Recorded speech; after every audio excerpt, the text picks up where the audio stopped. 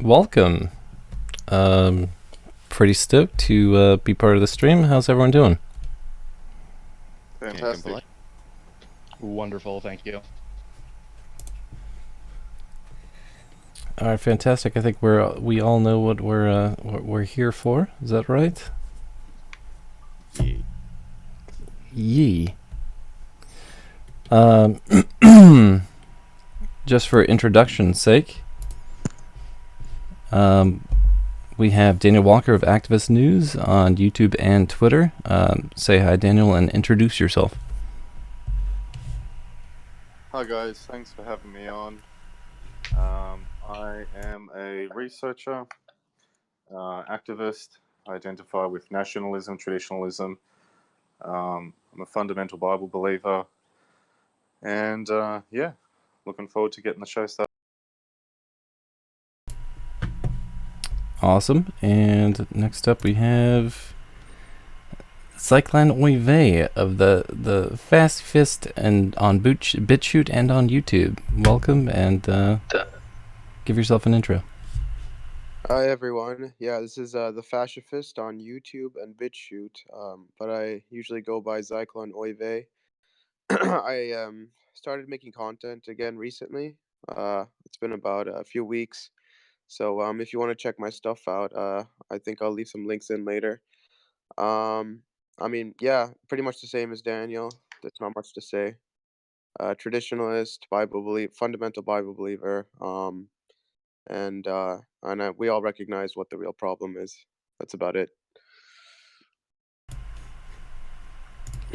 Very cool. And next up we have Will Avar of House of Faust. Say hi, Will, and give a short bio.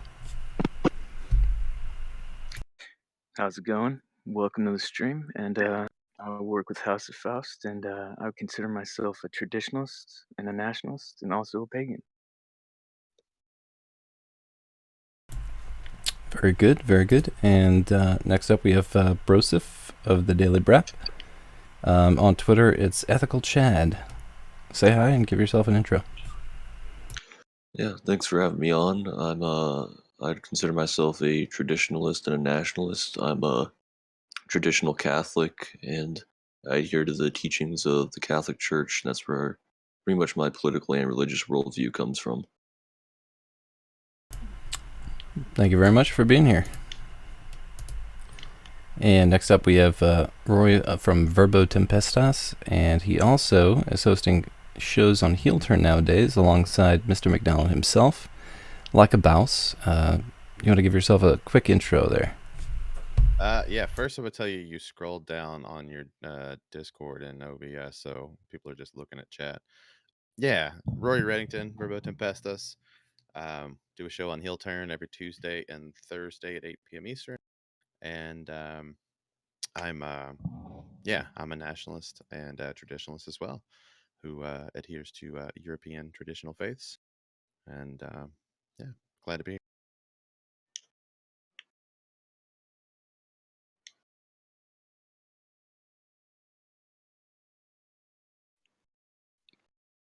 Maybe you just lost the call altogether. I don't know what happened. Yeah, good lineup we got here today, guys. Glad to be here with all you. This will be fun. A fair warning to everyone: I am infected with the Black Plague. That is unfortunate. And yeah. So I might expire at any time. All right. Well, last we have Grimvera. He's got a new series out called Grimvera Small. Do you want to give a quick intro for yourself? I'm Grimvera across all platforms. You can find me on Gab and on Minds. I said screw it to platforms like Facebook and Twitter for should be obvious reasons. I come from a background of usually conservative, traditionalism as it's seen in the United States, but I've gone more and more to the right from there, so to speak. I deal a lot with politics and theology and how examples of the past are relevant to the present. Theologically speaking, I am a heathen, proud of it. Other than that, I don't really have much else. Well, very cool. And I'm a co-host of House of Faust. I go by a couple different names, but mainly Grizzly Saxon, and also a fellow heathen pagan. And the it's not so much a debate; it's a conversation tonight around basically what we consider the best for not just Western civilization, but basically European beliefs, tradition, what we think is the best to go forward in this modern era. I don't know. I kind of want to go around the table and see why you're here, starting with Will of R. Maybe. Yeah, I just want to start off by thanking Grizzly and Roy for so graciously volunteering to host this debate on my channel. I would also like to thank the other panelists for joining us this evening and agreeing to be a part of this discussion. And while we may have very different viewpoints on this topic, I share no ill will to my European brothers and sisters of the Christian faith. For those who see these contentious topics as nothing more than needless infighting, I would say this. What is faith if not the absolute, relentless pursuit of answers for the most uncomfortable of questions? What is conviction if one does not put into application newfound truths acquired through revelations by said truths? As a former lifelong Christian, I can no longer deny the destructive, passive, and universalist nature this foreign Middle Eastern religion is wreaking upon the Western world to the detriment of white ethnic Europeans worldwide. Charity, meekness, and unlimited compassion have put our race in a weakened and vulnerable state that has seen our enemies strengthened and emboldened by the cultural and spiritual foundations Christianity has implanted within our societies. If our race is to overcome the many dire obstacles placed before us, we will need Faustian will, not charity, boldness, not meekness, and austerity, not compassion. We will need a spiritual foundation that is the antithesis of Christianity. This is why I propose a return not just to worldly tradition, but to spiritual tradition as well. Only through the spiritual faith of our European ancestors can we secure the existence of our people and a future for white children. Very well spoken. And Mr. Walker, I just wanted to give you your 2 cents on why you're here tonight and what your main, not only talking points, but what you want to make known for tonight's debate or conversation. Yeah, definitely. First of all, thanks, Will, for setting this up, Grizzly, and everybody else joining us tonight, and everybody watching, whether it's a stream or a video. But for me, first of all, I'll just say this. This isn't my opening argument or why I'm here, but I'll just say that I do reject the idea that Christianity is Middle Eastern. I'm sure we'll get into why a little bit later on. I'm sure you'll hear some arguments for it. But for me, the biggest issue is the idea of morality, logic, and rationality. We just heard one of our panelists say that he adheres to European traditions, and I'm guessing he's talking about various forms of paganism. And to me, that's not something that's objective. It's something that's relative. And relativism is, in fact, the mother of all Marxism. In our theology, or my theology, things like logic, rationality, morality, they're all completely objective. There is no, how can I say it? There is no grey areas. Something's either good or bad, right or wrong. So this idea that everybody has their own subjective, spiritual, pantheistic, polytheistic gateway to God. Well, in fact, a lot of pagans don't even believe in God. It's more of a tribal traditionalism, in my opinion. But you cannot find any different various groups of pagan peoples in Europe that tend to agree on the same thing. This is another reason why I say it's subjective. I've also heard a lot of very influential pagans. Are we going to get into arguments? No. Well, Well, the reason Just an why I'm intro for here. now. Yeah. Okay. Well, the reason why I'm here, in short, is to make a case for objective morality and objective rationality.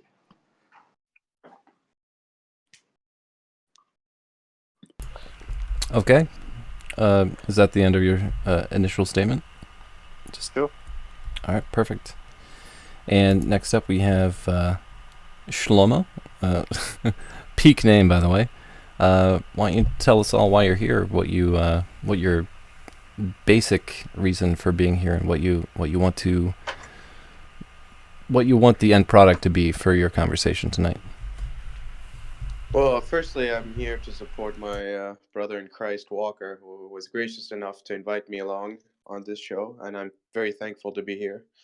Um, I'm here in defense of the faith, which I believe to be true and objectively correct. And indeed, I also think that it's important to focus on the philosophy that is driving not just the individual, but the collective as a people, whoever they may be. Um, yeah, I think a focus on objectivity, logic, and reason is, I think, the reason why I'm here. I want to focus on that today. That's about it. Great, thank you very much. And next up we have Grimvera. Grimvera, welcome, by the way, and give us a quick introduction to what the topics you want to bring up tonight, and in relation to the initial conversation that we want to have on this topic. Well, again, thank you for having me here. Been looking forward to this since we planned it, a month ago now. I'm also here for objectivity and getting to the heart of the matter. Leave subjectivity aside. However, that being said, you can't even really find the objective truth in Christianity. I mean, after all, how many different sects are there, and how many of them call each other heretics? Protestants and Catholics can't even really get along on the subject of which version of the Bible is correct. So I see a lot of subjectivity there, and indeed a great deal of spiritual Marxism. And I hope to get to the heart of that matter, as well as the historic precedent of the conflict between Christianity and paganism as a whole. Um, and I mean, that's the short of it. I could go on and on and on, but that'll be a stream unto itself. So I'll pass the floor on at this point. Sure. Well, thank you very much. And next up is obviously Rory. Rory of Verbo Tempestas. Welcome, and give us a brief introduction and a basic argument for, or not argument, but a topic for discussion tonight that you're going to bring forward. Yeah. Well, I would start with my kind of my reason for being here, which is to show that that the pro-whites, so among pro-whites, we may have difference in theology, but we can have a civil discussion about it. And obviously, we may not agree at the end of it, but we'll walk away as still kinsmen and folk. So, but I think that the subjectivity of versus the objectivity of religion is kind of it's all subjective, really. I don't think that there is no objectivity between one person and the next, and that goes between pagan and Christian faiths all the same. And I think that as we get into it, we'll see that we have more in common than we have apart. So let's. Very well said. And next up, Broseph of the Daily Brap.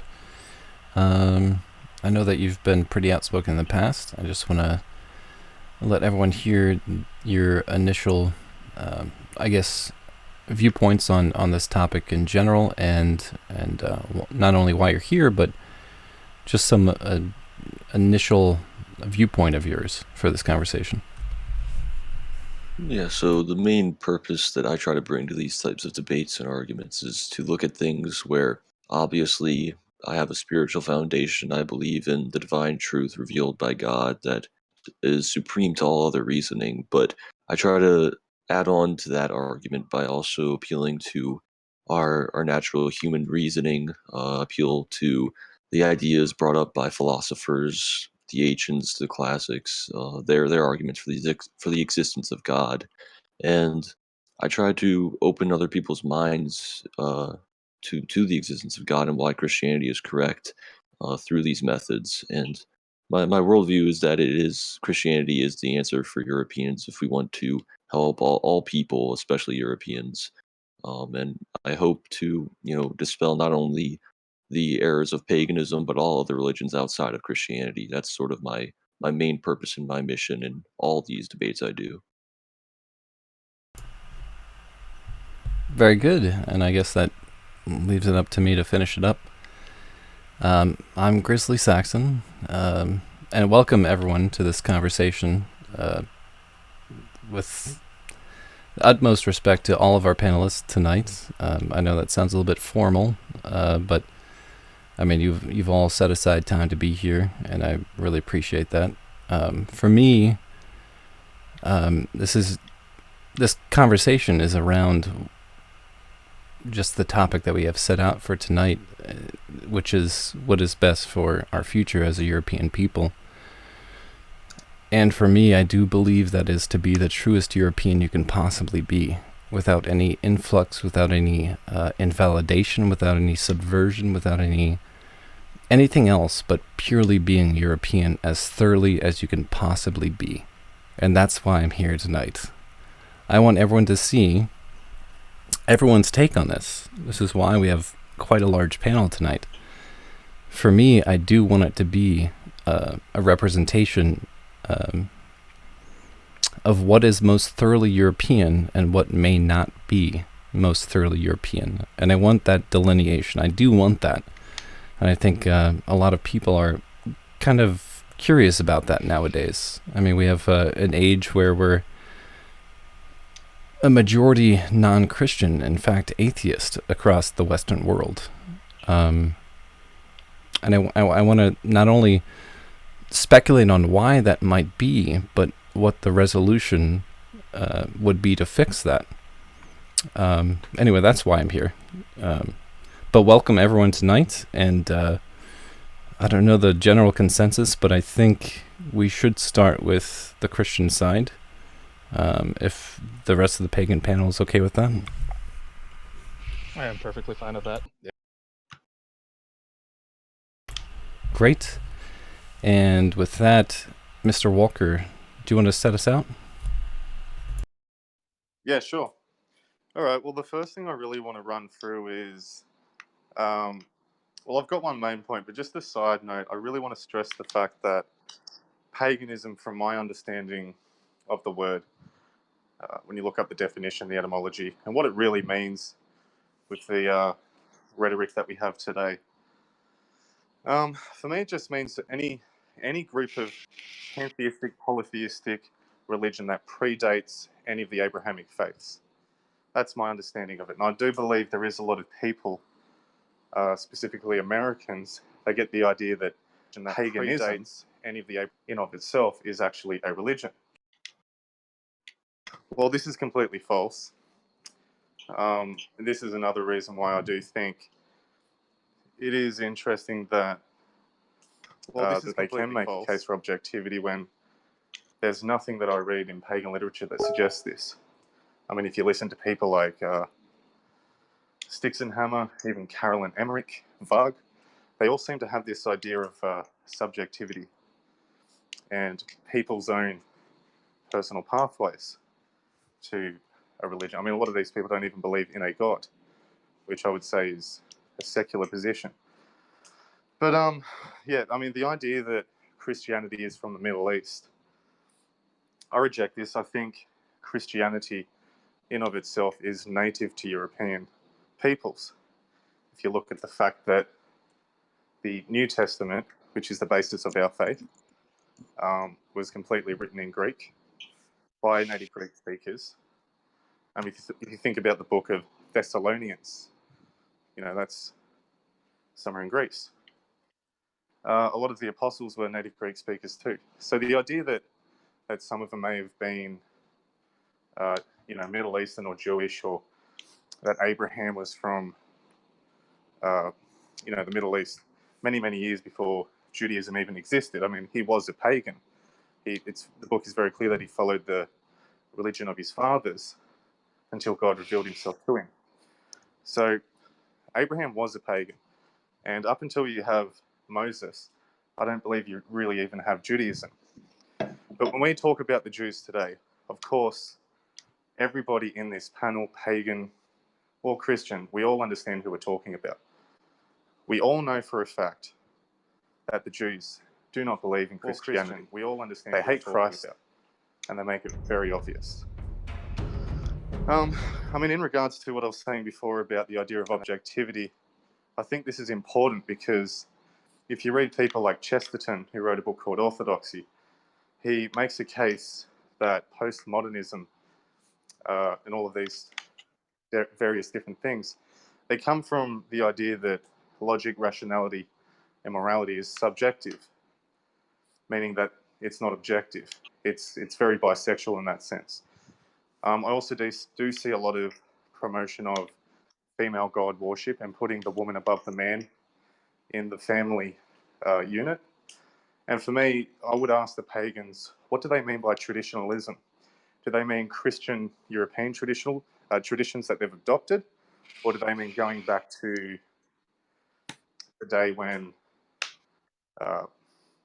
people were being offered up to Baal at the altar and killed?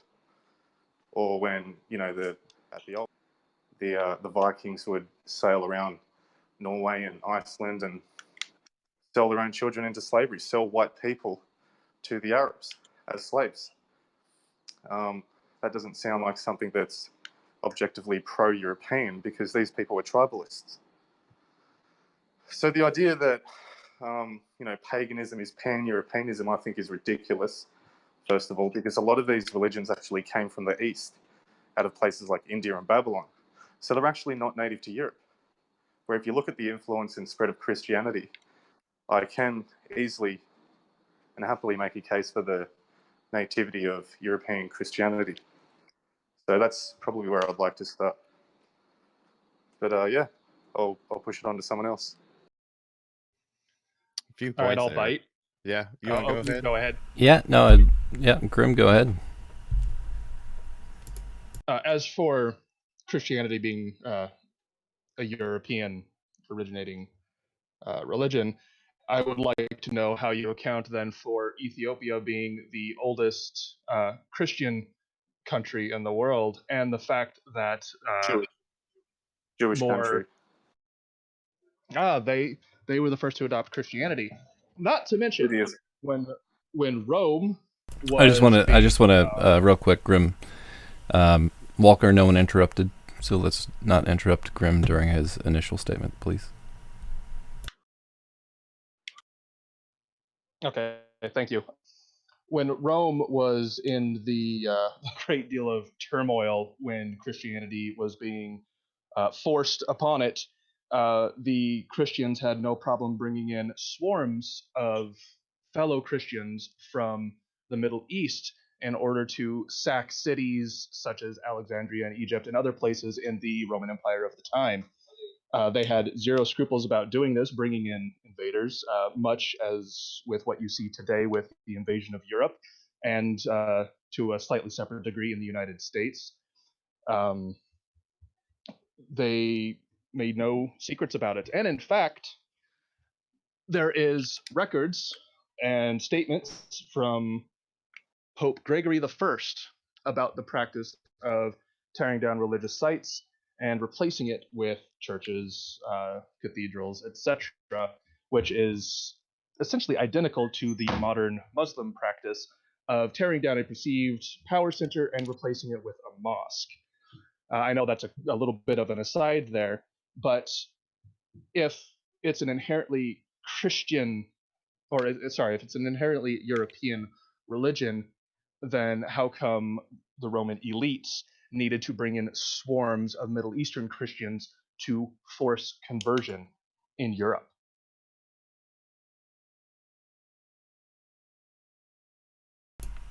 It's a very good point. Walker, do you want to say anything in response, or should we move on to the next panelist? I'll keep it really quick because I don't want to hog up all the time, but I would really question this person's understanding of history, because from my understanding, the only reason European people or European lands exist at all is because of the Catholic Church, their Reconquista, and their them purging Jews and Muslims out of Europe, which is funny because if you consider the pagans up north, who did absolutely nothing. Yeah, I just don't know how you can make a case that it was Rome that brought Muslims and all of that into Europe. I think this is absolutely 100% a lie. And yeah, unless he's just made that up and pulled that up out of his ass, I really think that he's using really bad sources, and I would like to cite them personally, but I'll pass it on. Well, I didn't say they brought in Muslims because Islam wasn't even around at that time. I said they brought in people from the Middle East. That there's a clear distinction that has to be made there, because as you should know, Islam did not arrive on the scene until much later. Correct. In fact, Thank you. I didn't see who chimed in at that, but thank you. And as for the Reconquista, I mean, how many times have Jews and Muslims needed to be kicked out of Europe?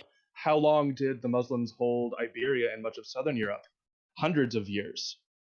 So, I mean, you can't really say that they saved it from those groups when they kept essentially letting them back in and taking over and causing problems, and then say, you're welcome, we kicked them out. Well, it only really happened because it started to become a bit of a PR problem. And to say that Christianity is the only thing holding them back is kind of a what if factor, because you can argue that Islam would not have risen if Judaism and Christianity had been put down in the first place.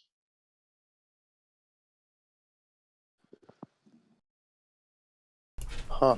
All right, well, back and I can forth respond is to getting... that if you- Well, hold on. Back and forth can get started really early, but I did want to give a kind of just a overarching statement from each person. I know everyone introduced themselves, but I believe Shlomo, at least on my linear alignment, is next up to give an opening statement of more substantiating regards. Can you do that for me? Yeah, I did actually have something, but I kind of forgot what I was gonna say now. What was it that the other guys finished with his opening statement? I wanted to comment on that. What was the last thing you said?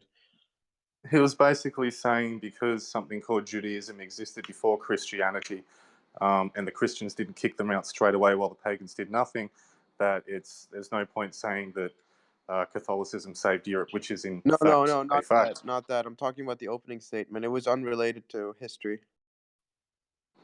About objective morality. I don't know. Yeah, I don't know it which was. person's opening statement you're referring to, but just give me your own take. How's that?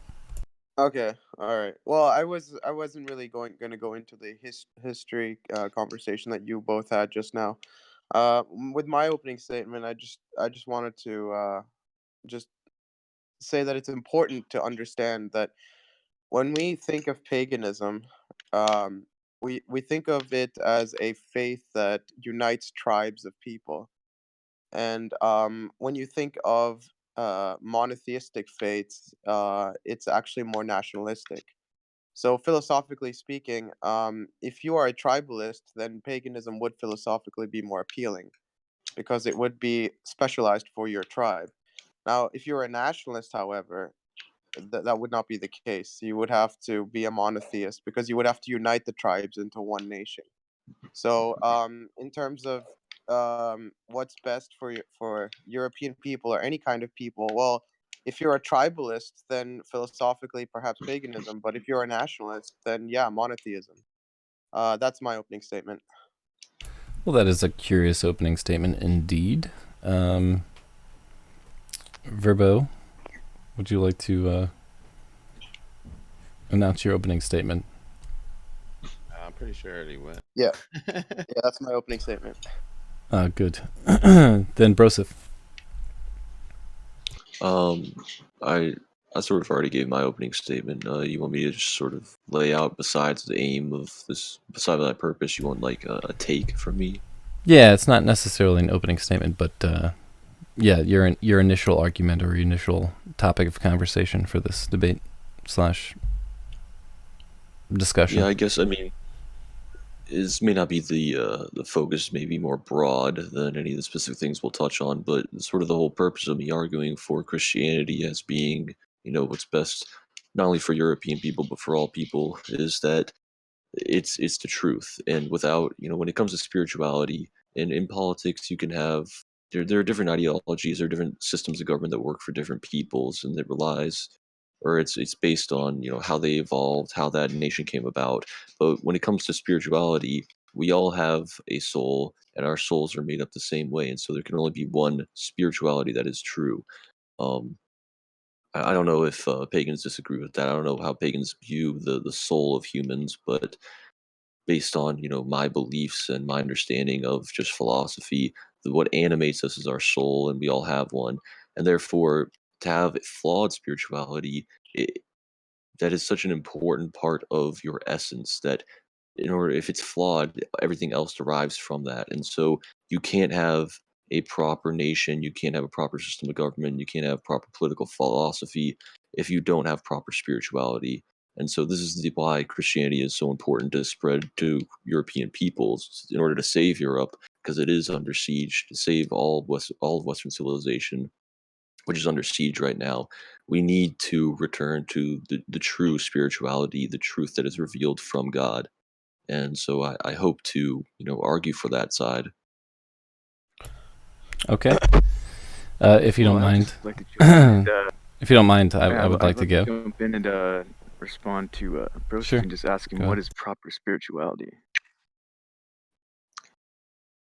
You want me to answer what proper spirituality is right now? Yeah. I was gonna let Grizzly go on, but sure, I yes, wouldn't mind having my own opening statement on this, Will, if you don't mind, and then we can kind of get Yeah, into go that. for it. I can go back to it after you give your statement. Sure. Yeah, go for I it. could argue that tribalism is inherently European, and in fact, the loss of our tribalistic and warrior heritage, not only heritage but our culture, a collective culture, by the way, surrounding ourselves in a collective set of rites, rituals, traditions, spirituality, gods, plural. I know that you mentioned just one, which is fine. But I will say that when that was lost, we started losing ourselves as a European people, as a unified European people. In fact, I would contest to all of the Christians here that when Christianity invoked itself, destroyed and undermined certain European sects, traditions, cultures, religions, nations, blood, and soil, when they undermined that, when they took certain pagan rituals, certain pagan practices, pagan gods, and made them part of their daily routine, their I guess their holidays, their religious practices, they did that in a subversive nature, which I've seen in almost every single Abrahamist religion that's ever walked this face on earth. In fact, some of the most recent evidence I have for that is ISIS. We see one of the Abrahamic religions, ISIS, or I guess Islam, going into a very traditional and very culturally significant area and destroying every aspect of that society, every aspect of their own religions, every aspect of their spirituality, and saying, nope, it's Muhammad. That's what you're going to believe in now. That's what Christianity did to Europe. And for anyone to say that that's European, I'm sorry, but that's the detriment of Europeanism. That's the detriment of our traditions. That's a detriment of our society and our religions and everything that is European, for the sake of a desert religion that was always foreign to us. That's my initial statement.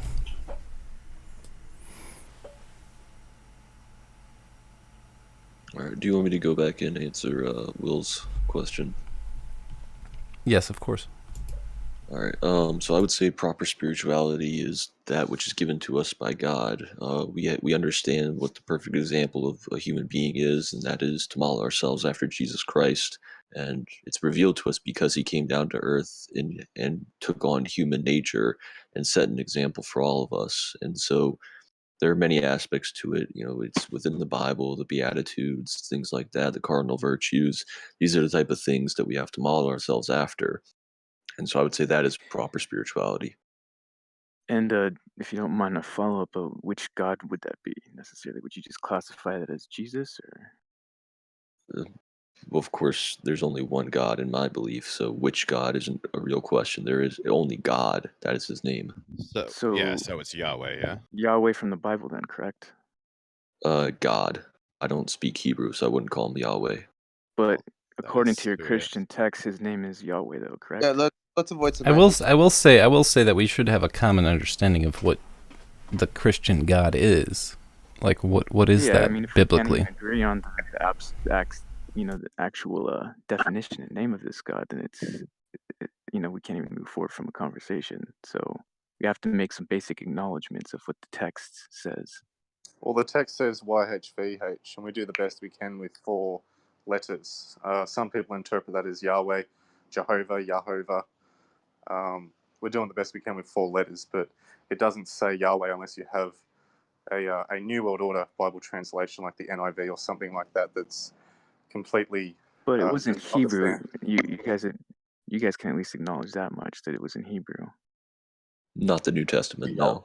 The Old No, not the Testament? New Testament. I'm talking about the first half of the Bible.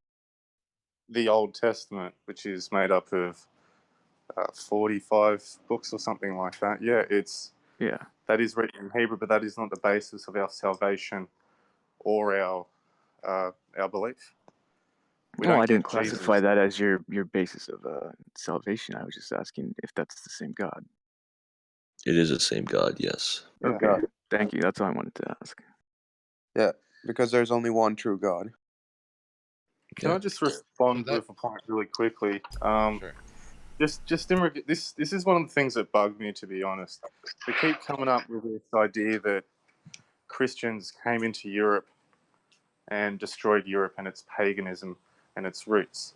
Well, the funny thing about that is if you actually have a look at the historical record properly, you'll find that none were persecuted more than Christians. And as for something foreign coming out into Europe, well, the people that embraced Christianity and Catholicism were European people. So these aren't outsiders coming in to Europe. These people are native Europeans that embraced the religion. But They can were we can we persecuted can we at to the least point can that we they were go ahead? Go ahead. sorry. I just want to They make were sure it's clear persecuted. to everyone listening how that came about. It wasn't just hey, here's my religion, please follow it. I just met you. Here's my You can say the number. same about any religion. You could say the same with any religion. It starts with one person, right? So I think that's a strawman argument. I think it's a logical fallacy, and I don't see how it fits into this debate. Well, there's a couple things here. So you're saying yes, there's only one God. So you're saying that the God of the Jews is also the God of the Christians. Is that what you're saying, bros?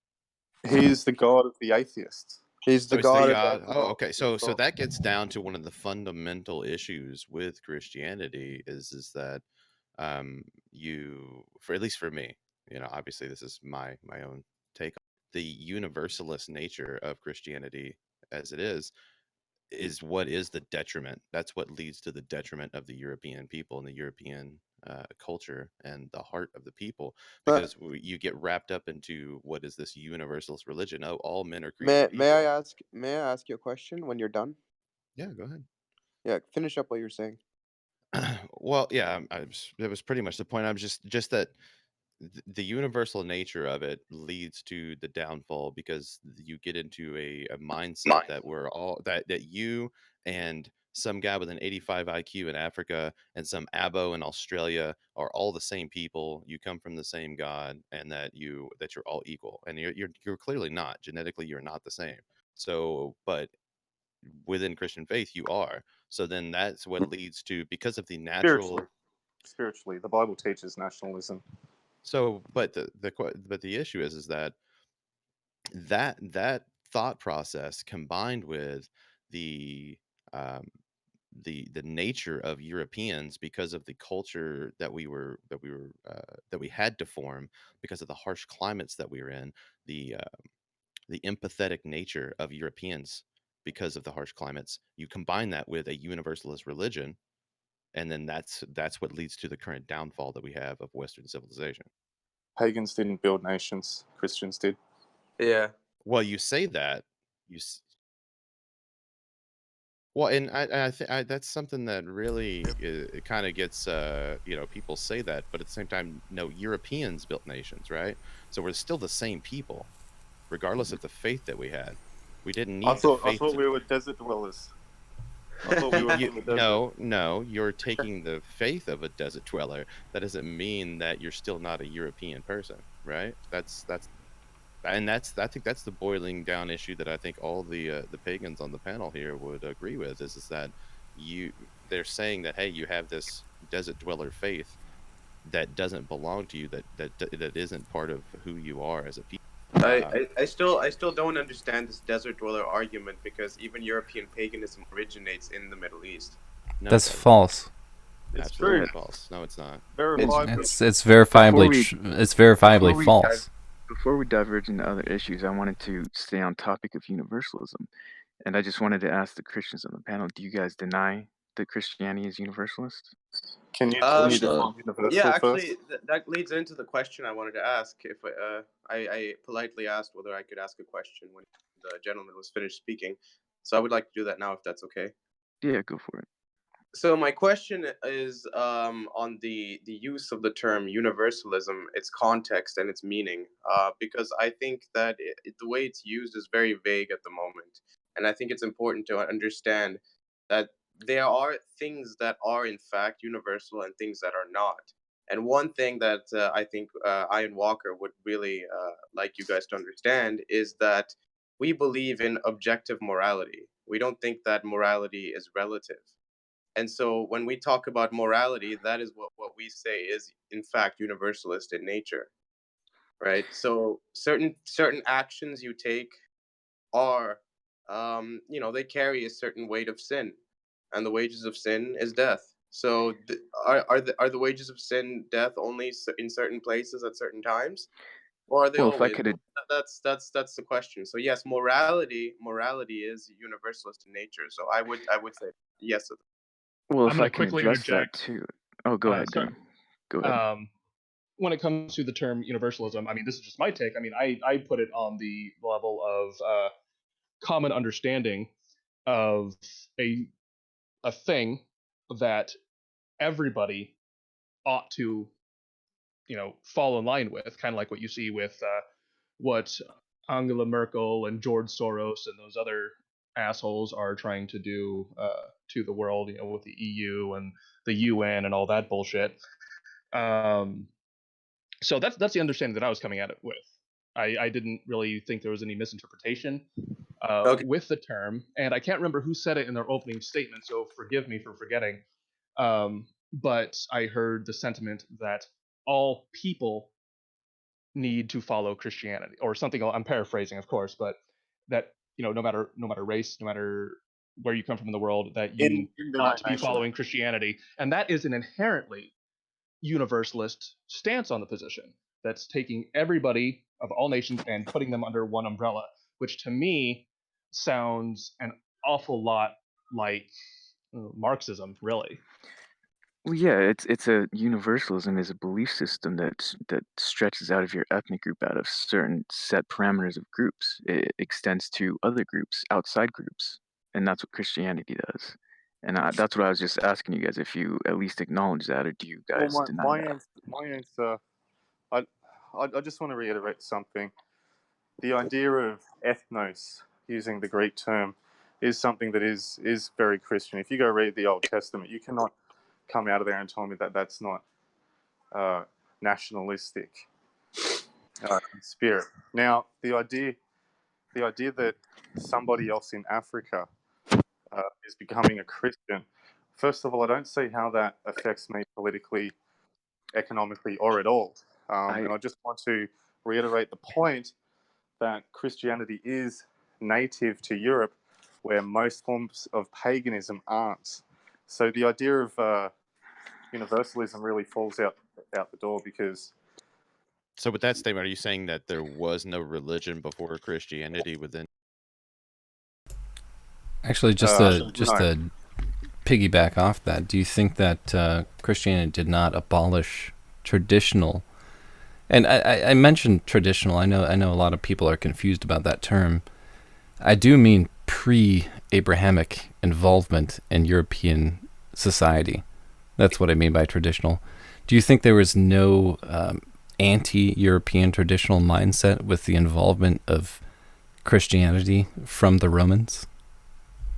Well, first of all, I think in every single religion, even atheism, I think you're going to find people that are not fruitful and virtuous. However, if you're focusing on the theology and the ideology of Christianity, I don't think there is a more superior system for European people. Now, if that's said, sure, you can. I'm sure you can find plenty of Christians. There's plenty of bad popes in history. I'm sure you can find these examples of people failing their ideology, but I don't see how that takes away from the ideology itself. If like someone's really bad at a video game, does that mean the video game's really bad? No, I mean Well, I that's wanted to address something that Walker stated earlier. He said Real it quick, wouldn't. let me bump in here. I do, as I told you guys, I was up against a hard time limit. I do have to call it, guys. I appreciate the invite. I will be listening in when I can, but I do have to get up. Catch you guys later. Yeah, Thank you very much, Rory. See Take ya. care, Rory. Take You'll care. be listening in spirit, the Kundalini spirit. So I wanted to address something Walker mentioned earlier, is that it doesn't matter to him if certain groups in Africa are becoming Christian politically, but according to a recent religious census bureau, I think it's 40% of Christianity is set to be in Africa by 2050. And I was just curious how you think that's not going to affect you or ethnic Europeans. Well, That's first of all, almost half of your Hinduism, religion is going to paganism. be in Africa. Yeah, but how does that take away from my salvation, my personal salvation, and my nationalistic ambitions, and my political outview here in Australia? That's a Well, strawman argument. it's not a straw man. I'm just stating the fact to you that almost half of Christianity will be based out of Africa by 2050. but And this is according to census data. Hinduism is paganism, mate. So Well, okay, but what you does could that have to argue do that with if you want, what but does that it's have to not. do with the point that I'm just addressing right now? I'm talking about Well, the fact that it's a dud 40% point. of Christianity will be in Africa by 2050. Wait, Because it's let a me dud just point, let me it just makes no state a point difference real to me. quick. Paganism is an umbrella term. Yes, you're right. And there's pagans in India, as there's pagans in Europe. Does it affect you? Does it affect you, though? Indian pagans do not affect me. No.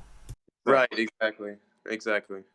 Yeah, but that right there is actually a straw man because you're trying to classify Hindu gods with European gods, where Christianity shares the same God. Do you see why that's Well, different? hold on. You do understand all That's called a false pantheism. equivalency. You do understand all pantheism originates from one common pagan system, right? According to you? You understand No, that. no. If you actually study the history of paganism, Are you going through the PIE? And just to make sure to clarify, are you going through the PIE Let him make his point. Indo-European Let him make his point. value set of paganism, or are you going by actual cultures? That's my question. Yeah, I'm talking about all Indo-European paganism. I can't speak for all belief systems in the world, but if you want to talk about um, Indo-European paganism, then it all originates from one common pantheon. Yes.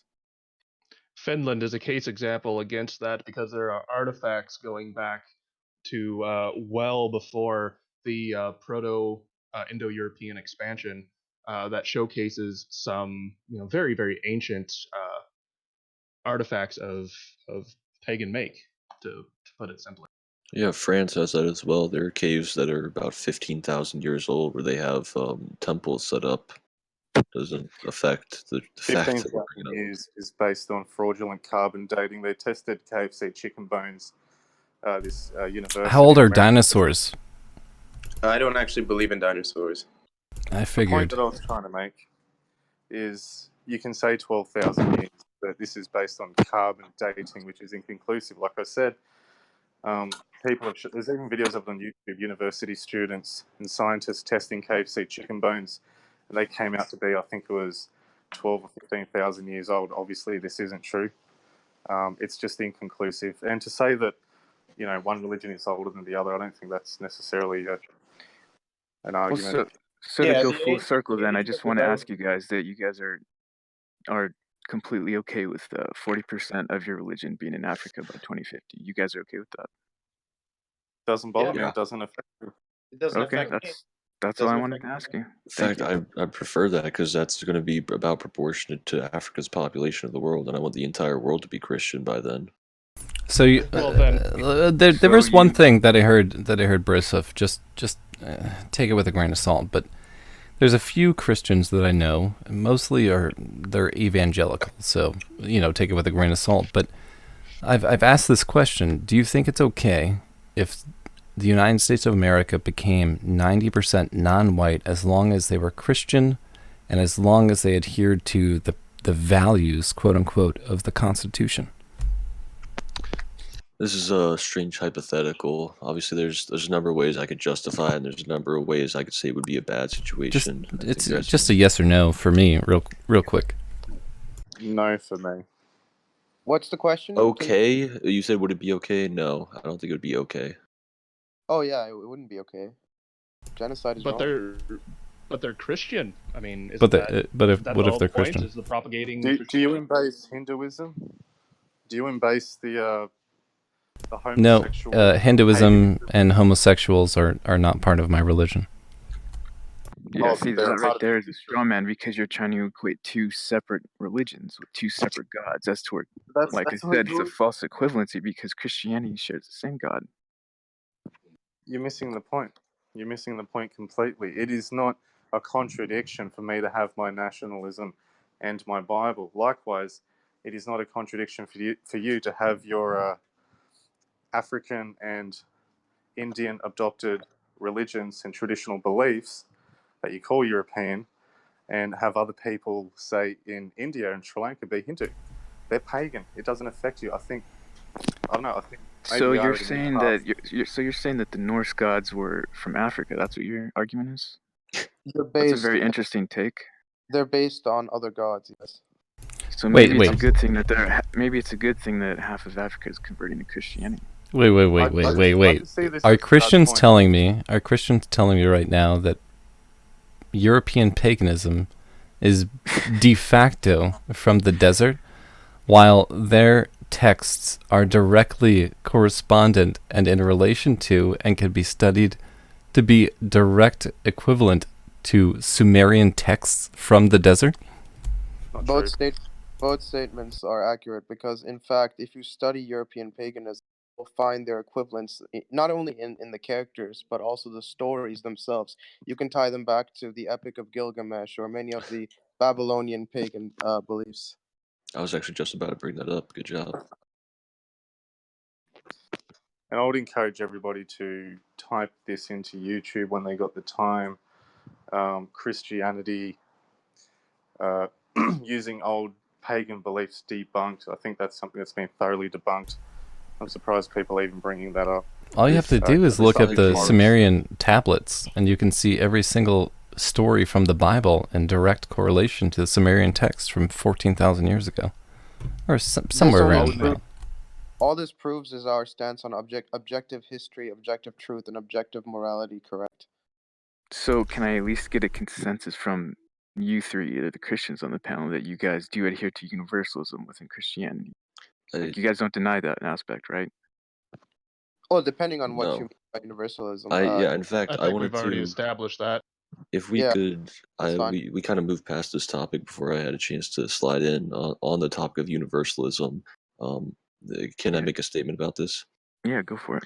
Yeah, so this kind of demonstrates. I've been in numerous debates with many different pagans, and I've noticed one thing over these debates, that there's a very subversive nature to pagans when it comes to attacking Christianity, where they try to use different semantic tools, where they'll use something like universalism, which Christianity is a universalist religion, and they'll try to apply universalism to something like globalism. They'll try to connect the two, say that they're pretty much synonyms, when in fact universalism of Christianity is not globalist, it's not anti-nationalist, and it doesn't affect European nations. The question earlier of, would it matter that Africa becomes 40% of all Christianity? It doesn't affect us at all. Just as if an African nation No, I said grows up America. or I said America, it Africa. doesn't matter. Oh, well, no, yeah, well, I'm talking about Will's argument about 40% of Christians being African. If an African country decided to enact a nationalist government and, if they were, say they were to become National Socialist, they were to take on those ideals, that wouldn't affect any National Socialist movement in Europe. Even though they're practicing the same belief system, they wouldn't affect. They would be completely separate areas doing their own thing. It would be similar, it'd be the same belief system, but they wouldn't affect each other. And so the universalism of Christianity is that there is only one God. He is the creator of the universe. And so everything in the universe is subject to him. All of us are. We don't rely on each other. We don't affect each other with our own beliefs. Our beliefs are internal. It's between us and God and the church. And so a European who believes in Christianity is not affected by an African who believes in Christianity until they come in contact with each other. And I don't believe in making them or forcing them to have any contact. What but I do happens believe when that they all do should come in practice contact? Christianity. That's more of a political problem. That's not a Christian problem. Well, Okay, politics well, and religion go coincide. Christian in politics is pretty much universal in America. Right now, Yeah, they're we're very deeply enrooted. right now we're very indebted actually- to a fellow Abrahamic religion called Judaism and Israel. Which is the rejection of Christianity. Yeah, That's not what the hardest core of Christians would say. But let's be That's incorrect. completely honest. They're not adhering to biblical doctrine. So you Let's- do know let's And be I'm honest. sure they would You know disagree that. with you on that. Yeah, yeah, but they really would. Those heretics that call themselves evangelical Christian Zionists in America, they go against literally the thousands of years of Christian history and what Christians stood for, and Not to You against. mean you mean That's- Catholic history, because Christianity was around long before Catholicism came into sure. being. So That's false. Protestants, no, even it's not. Catholicism was established you by do- Jesus Christ. Okay, so you do admit that the Old Testament matters, then, right? Of course it matters. It was the Okay. old covenant So with it's the so old it's part of people. your religion too. It's history, yeah. Yeah, it's Absolutely. history. Okay, that's all I wanted to know. So We've that's already all. admitted this. This isn't like a gotcha. Like there are I two didn't say it was a covenants that gotcha, I God was made just with his asking a people. question. There's an old covenant that was fulfilled, and there's a new covenant that Jesus was. I never said it was a gotcha. God made an old covenant with Abraham, and the new covenant was Jesus with the Christian people. Oh, no need to get If defensive. I I was just can- asking a question. All right, if I can ask a question, Yeah, go for it. I feel like it's due. I feel like we're on the defensive, so I'll ask a question. Hopefully, you guys answer it any way you want. I'm hoping maybe you can answer one at a time. Hopefully, honestly, this time. If you think about the advancement of modernity, and of course I'm talking about the positive aspects. I'm not talking about what the Jews and the Marxists have done. I'm talking about things that benefit you and me personally right now. You think about philosophy, mathematics.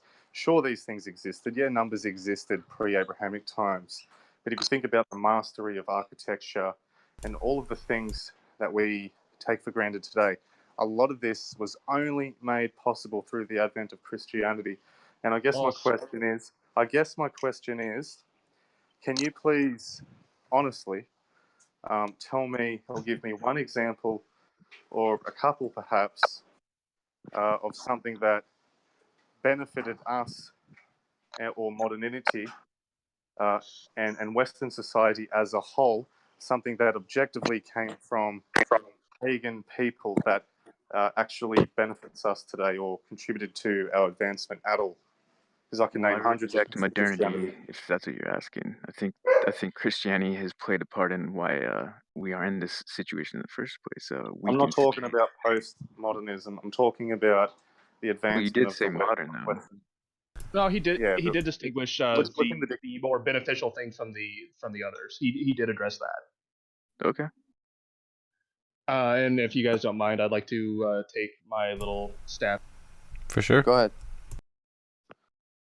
All right, first off, you have to look at the history of Christianity in Europe, and I mean this is going back to 314 Is this AD answering my question? when yes, I'll try to. I have a penchant for tangents, so if I start going too far off track, feel free to let me know.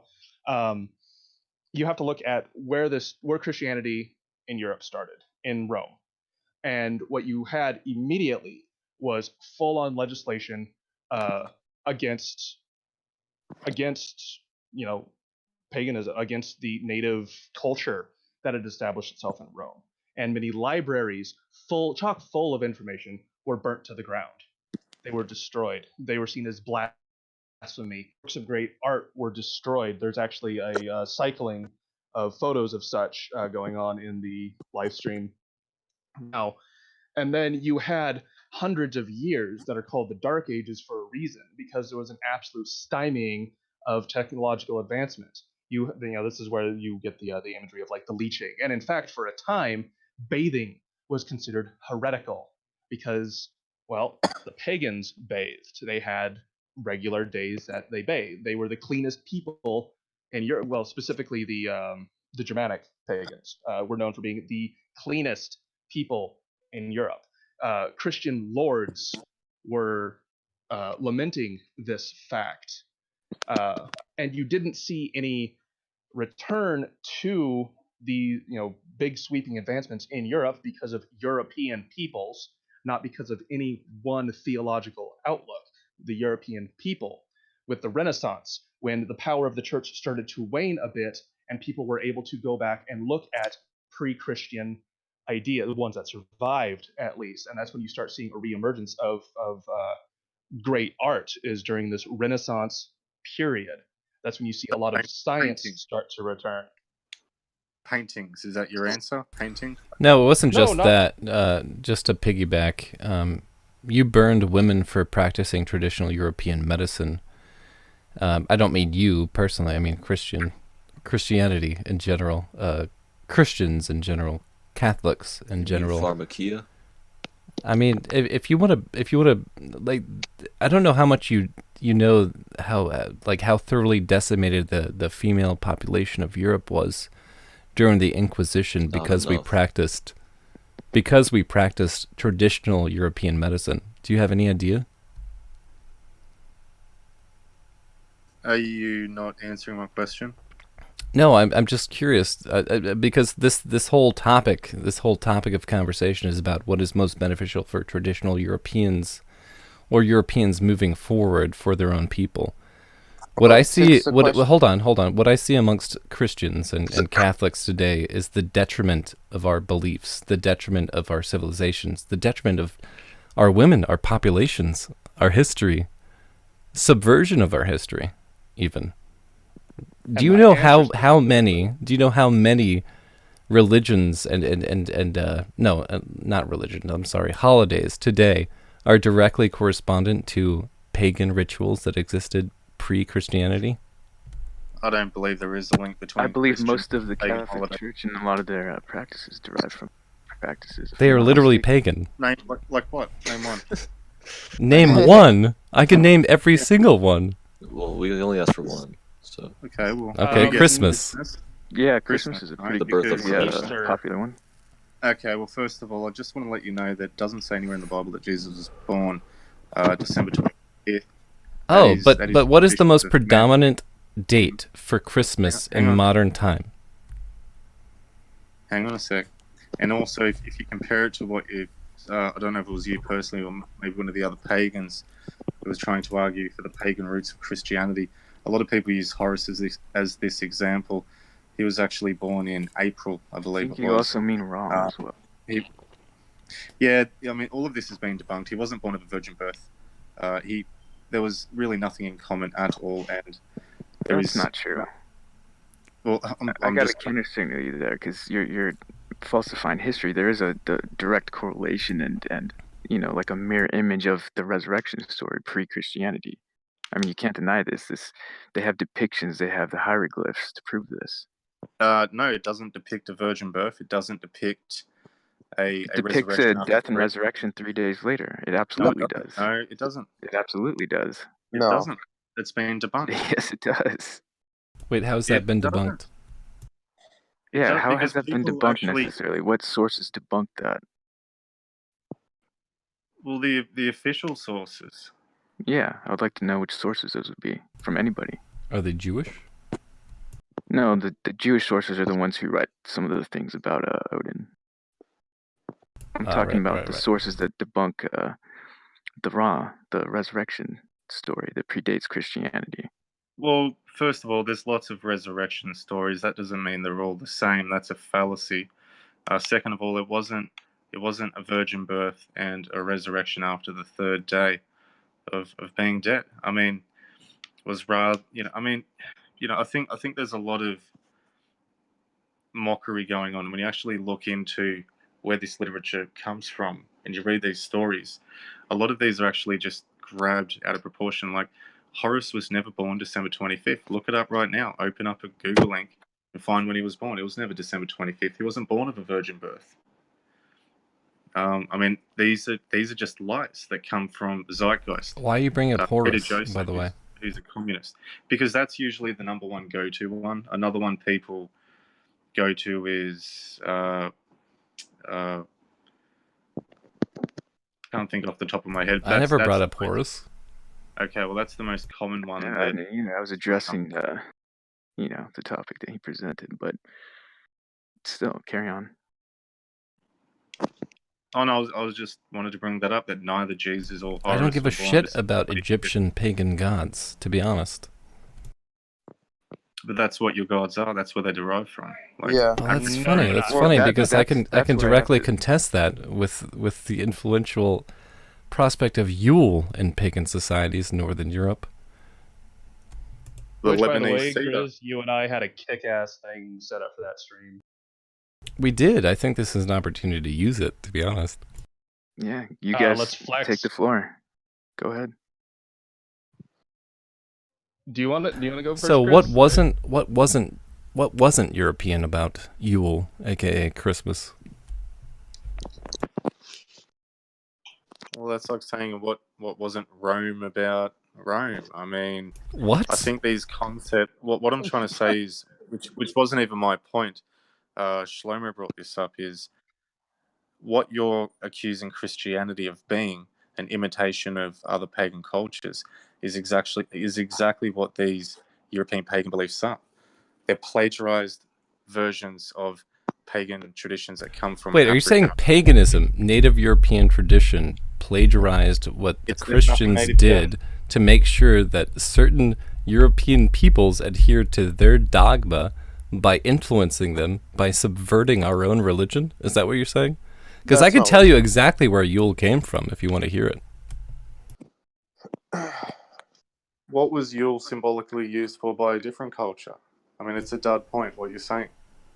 What do you You mean? can cherry pick one thing like Yule. How is that cherry picking? It is literally European culture. It is not Well, desert it'd be religion. Like me saying, it's like me saying the Book of Thessalonians, because that's a place in Greek, Thessalonica. But it's not. that's Yule is Greek. not from Greece. No, that's And not the what thing he- is, he's that's trying to what he said. directly answer the question here, and then now it's backtracking. So, I mean, do you want him to answer the question or not? I mean, that's what get right. I'm trying to ask you what asked- you directly asked me is to use- not European about Christmas or Yule, to be more exact. What is not European about it? Yeah, No, that's like not what's my Christian? was. What's Christian about Yule? Well- What's Christian about Christmas? Nothing. The birth of Nothing. Christ. There's nothing. I'm not about. Let's get one thing straight. I'm not denying that there's pagan idolatry that is present in Christianity, but that's not my theology. What is your That's not my theology? theology. I don't understand. Says you shall worship no gods before me and other than me. It's a direct quote Well, from the Bible. I don't so- believe in liberal American Protestantism or this idea of hailing Israel. I mean, I don't see Christmas as being a Christian tradition. I see it as being a European or a Western tradition. I think that's something we do in the West. I think So it's a is tradition of men. hold I on, don't think it's is Northern Europe not I a don't think part it's of the something West? spiritual. Jesus was not. He did not die on December 25th. He wasn't Well, born. there is a reason Sorry. that Christmas is put around that same time, and it's directly related to Actually, Yule. exactly. As There's is, there's many of the historical customs inherent precedents within. by And monks you could about argue the why same they thing did that. about Easter. The reason it was placed on the the Christian cycle of holidays, same date as the pagan festivals that happen at the same time. These are Yeah, all festivals that and were directly, they had their dates directly and officially set in order to try to bamboozle and coerce pagans to convert. I just want to point out that the winter solstice celebration that occurs on December 25th is not just European. It's also found in among other peoples in the world as well. At different times, because, by the way, the world turns at different radiuses than other parts of the world. Well, even in the same people in the same climate, let's say in Russia, for example. Yeah, the Eastern Europeans had a similar tradition. They didn't call Guess Yule. hold on. Guess what equal I guess what's it called? Parallel exist amongst Europeans, Eastern Europeans, than amongst Germanic peoples. It's above the 40th Right, parallel. but the point I'm making is the philosophical reason for celebrating that day is rather more universal. Even if it's celebrated at a different time, the idea and the purpose of it is the same.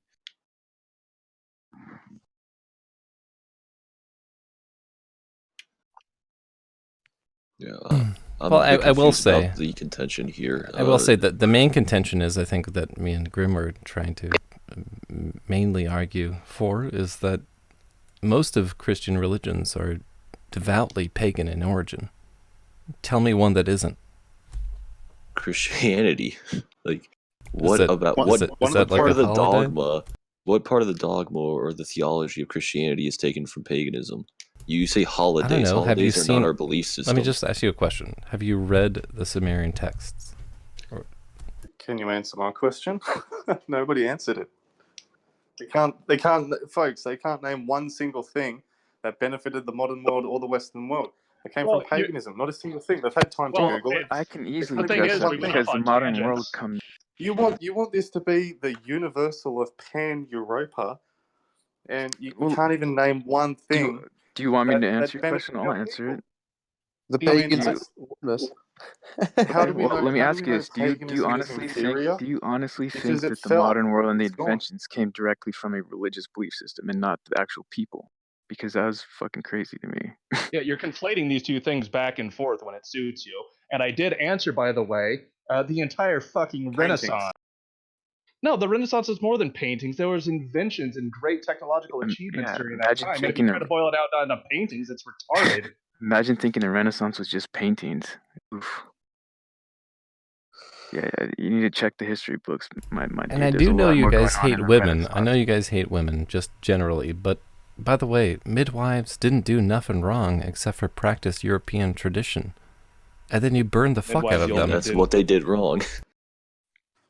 We don't hate women. We just believe that they have a role in the house. I know paganism teaches feminism and that the woman. I like that No, you it guys. doesn't. Mother I like goddesses. that you I'm guys. still talking. I I'm like still that you guys talking. critique these Still guys with talking. women and stuff, but yet two of these guys on the pagan side actually have families and kids. So, I mean, I'm that's married interesting. myself, so I've got married at 21, so I'm not too bad myself. Well, that's just an interesting thing that I'm noticing is a lot of the people, especially in the chat too, a lot of these knicker types, they like to critique guys, and a lot of these guys have families and they're actual men. So, Right. Well, Well, that's why if paganism truly taught family values, we know that they wouldn't have fell to a superior culture, a superior tradition, a superior belief.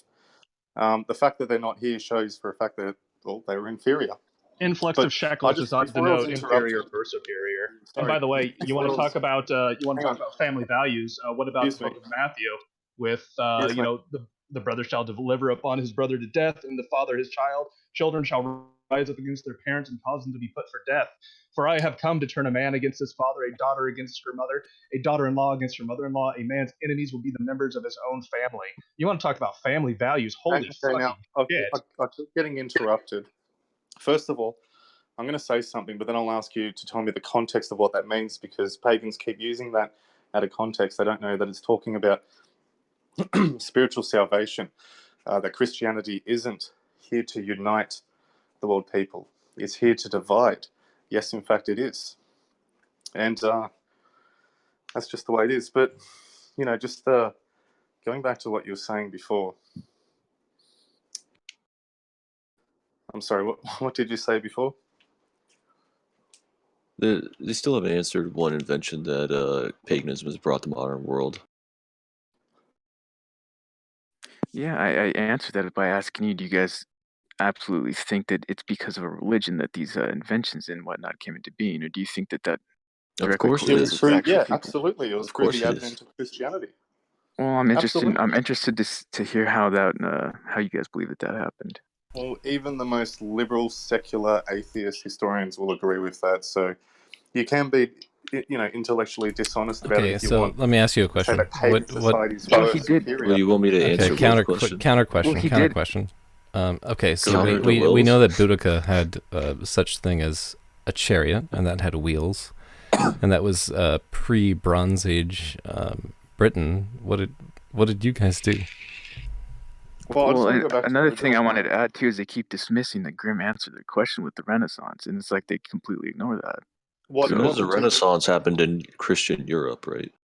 Yeah, but do you Well, understand that a lot of the people who invented things were pagans, and they actually got burned at the stake for not being practicing Christians? You do know Not that. to mention, Anyway. I drew the clear distinction that the Renaissance is at a time when Christian church power was waning pretty severely, and I articulated the point that Grizzly has been trying to get out of you guys is saying that it is specifically Christianity that brought the inventions, whereas we're contesting that Yes. it's the European people that did it. Because if it was Christianity, you would see similar developments in Africa, South America, Ooh, good point. Asia. Grim, damn. Yeah, and you, I mean- you Wait, did in how's the Middle East. wait? Hold Places on. like modern day Turkey. How's Ethiopia doing on their technology right now?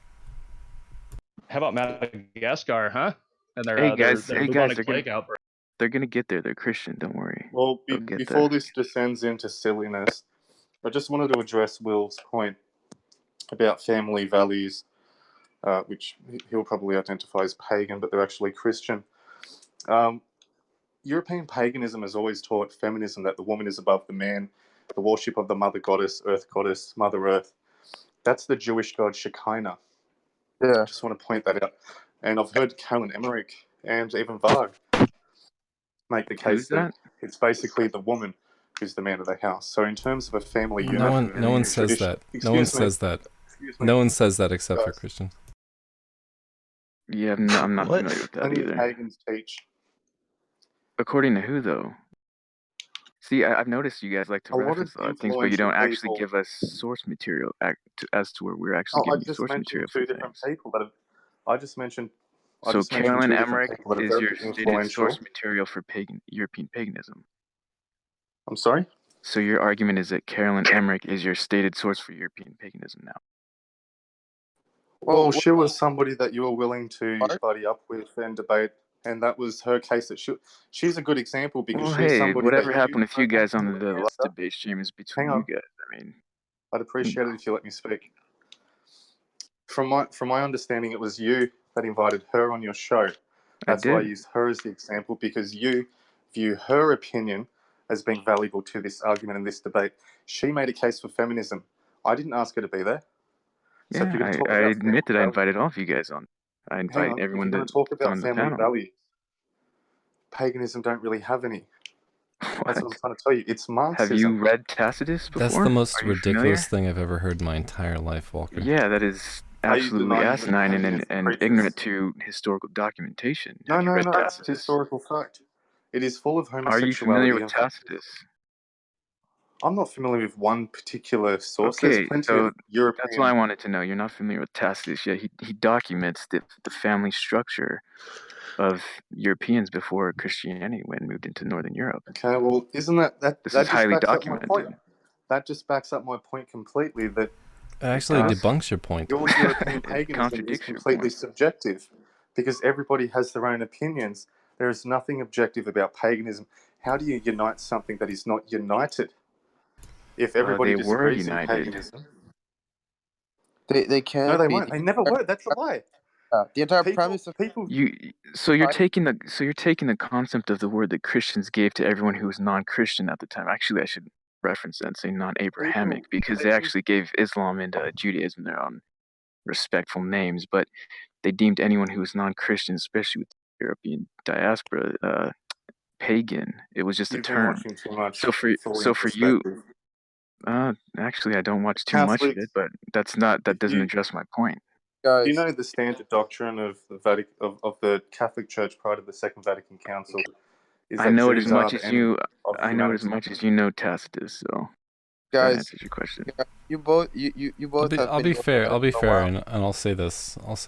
If you try to discredit traditional European belief sets and child rearing and household, not only Made in structure, China. I think you're the ones that should look at history. Just tell me what isn't European about traditional European heritage. The fact that it's not traditionally European. What is it? I think the point Walker is trying to make is that certain values and ideas, especially regarding what is traditional and what is good for collectives, is beyond what is European or what is Asian or what is this or what is that. For example, if you look at the institution of marriage, that a man and a woman come together and form a house and then reproduce and have children, that is a concept that is, in fact, you could say universal. It's found in most peoples and races around the world, and it's been good for everyone within their own borders. It's completely independent of any specific theology. Correct, and that's my point.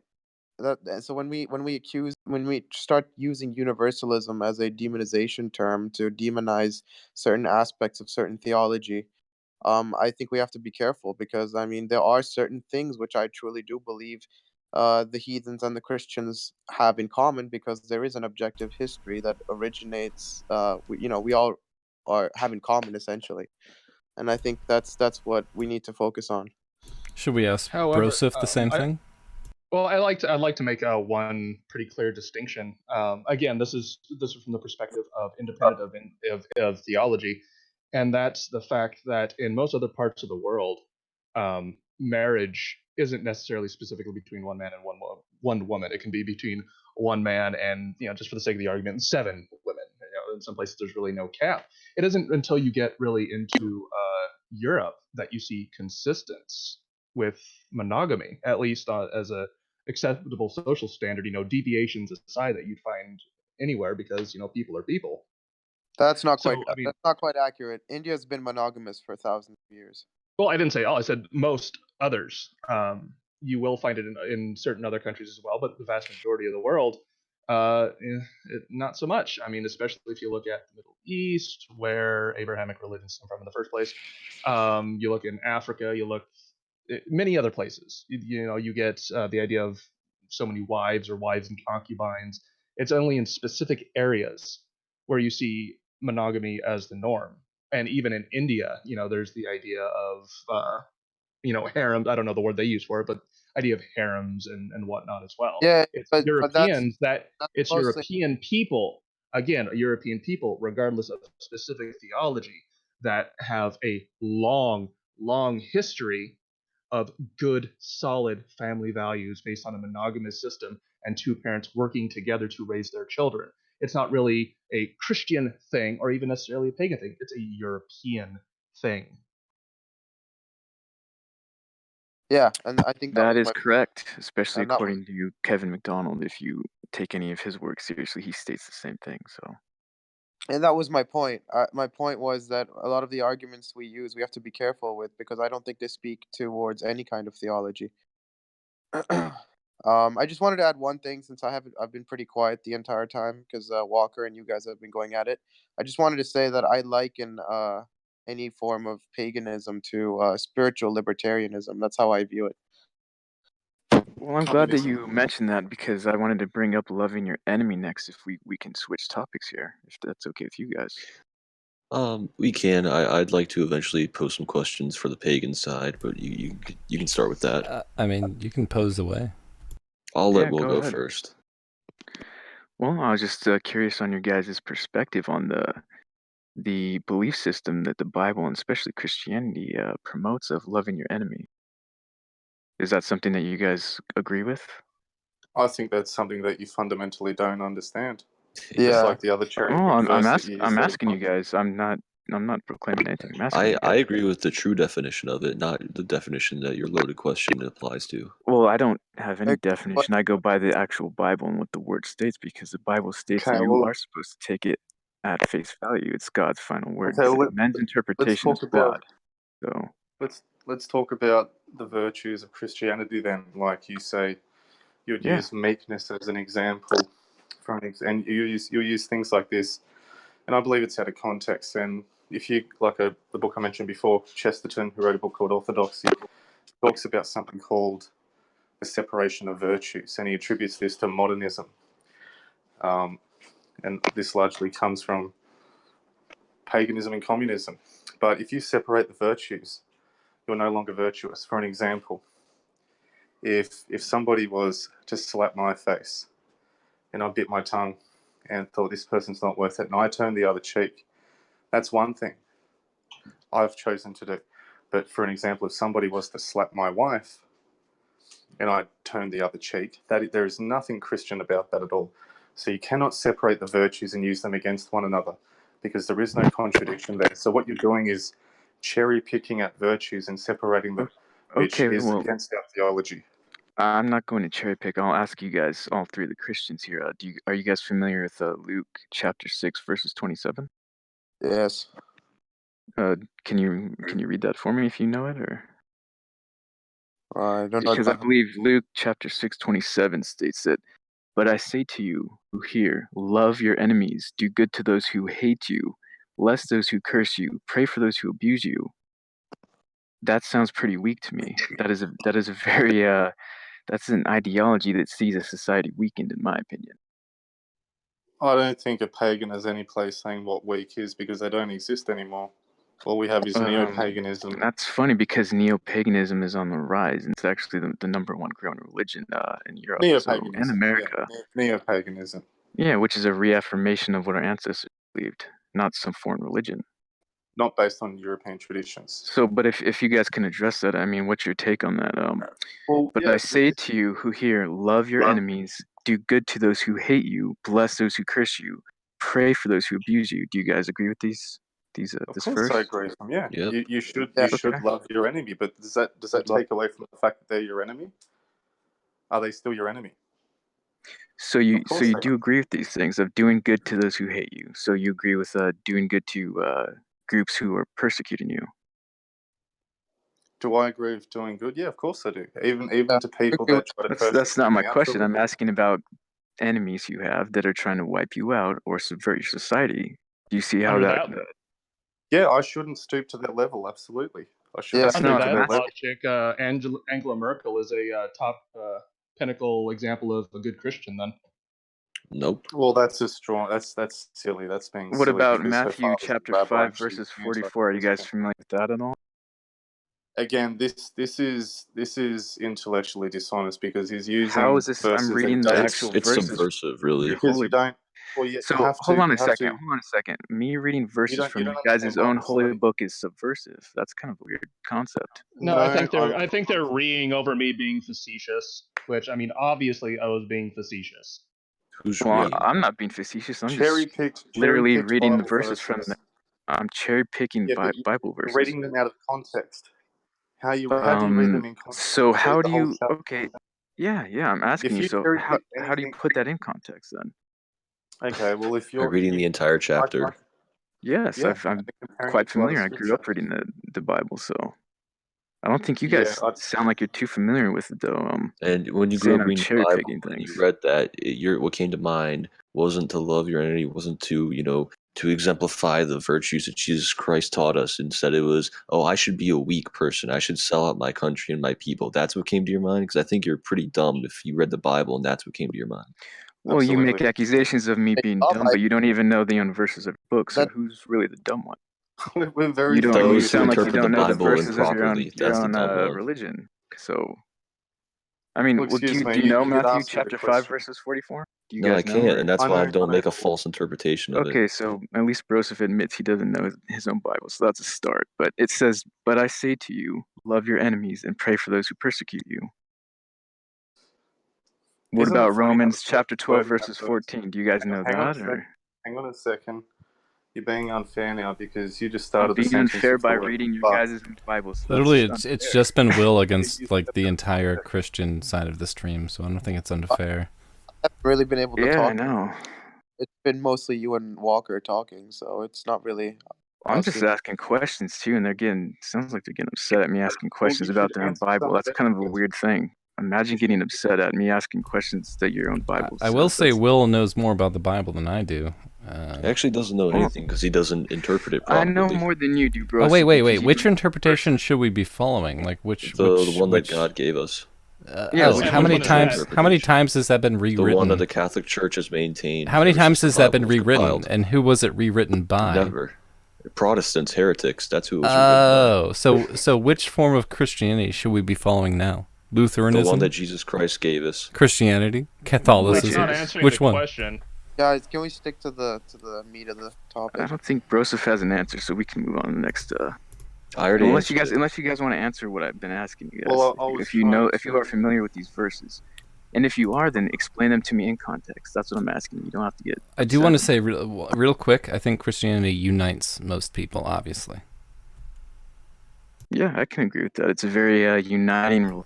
It's a very universalistic religion. It's very uniting. Yeah. It's much akin to Judaism and even Islam. It's very uniting by force. Yeah, Jews hate each because other. It's not well, uniting. I'm just going Why? to say this, that these people are not only using Bible verses out of context, but they're twisting history to suggest that the Catholic. Excuse me, I'm talking.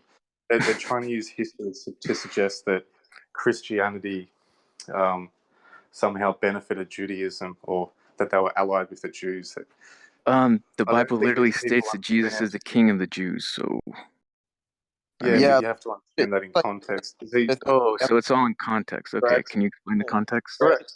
I guess Queen Elizabeth was Empress of the Indians then. Are you Indian? Is that what you state that, or? Well, no, that's what she called herself, so she must have been. Okay, but what does that have to do with Jesus being the King of the Jews? Yeah, what's that have to Did do he with call Jesus himself King Christ? of the Jews? So, are you guys going to answer the question? Are you guys familiar with these verses? And if so, you can feel free to explain them to me in context, since you guys feel that I'm somehow putting them out of context by simply Okay, reading look, them to you. I thought I did. Well, first of all, you weren't reading it in context. You have to I read was the verse simply reading before them, and after. asking a question. Yeah, That's all I was a cherry asking. picked verse. That's how So, heresy's done. me reading any verse is now That's where cherry Calvinism picking them. comes from. Better So just I read the whole can't. damn Bible then, Will. Yeah. So should I sit here and just open an entire Bible and go through the whole thing, or? Well, you probably should, because I would put it to you that you don't understand the Bible. I think I've done that more than all you guys combined from the sounds of that. But okay, I can do it again. He's asked you to put it in context. He said, by all means, put it in context. And all you guys keep doing is bitching that it's taken out of No, I context. keep Not as getting, that's I the keep incorrect. getting That it's talked not the over the correct top of. interpretation. And then he asks you, well, what is the I correct interpretation? And you just go with the scapegoat answer of the one that God gave us. Well, which one is that? I You gave still that. can't It's the answer Catholic that. Church's interpretation. That is the interpretation that God gave us, and the Church has maintained ever since it was given to us. And I gave that answer. That's not a scapegoat. So then how is me you out of context? I don't understand.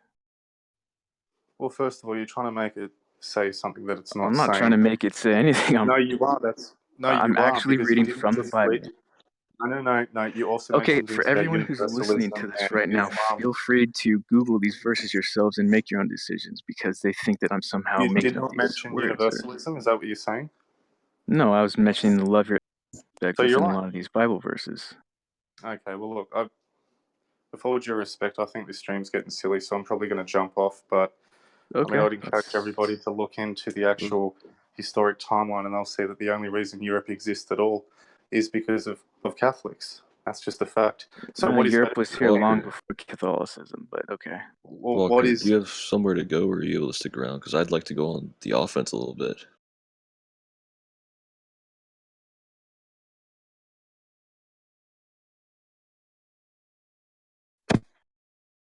Well, they're not your religions. But it's actually not. It's not. Christianity's not from the desert. Well, let's have a look at the founding of the church. Where are the first churches? The 7 churches of Asia, Asia Minor, Greece. Where my origin story lies?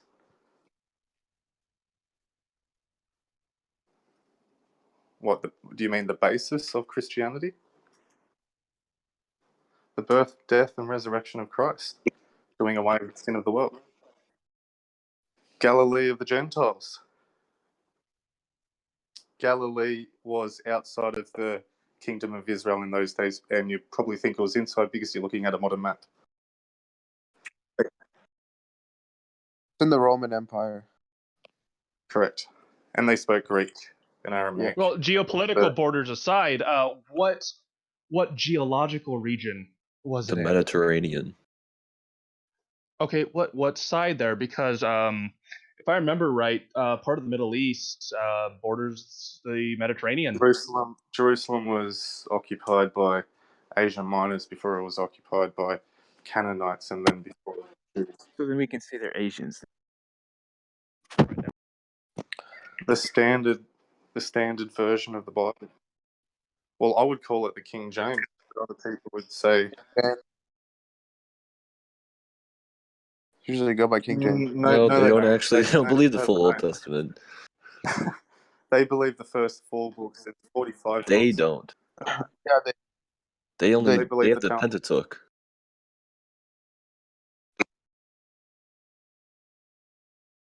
Not for us. not for us, but it is.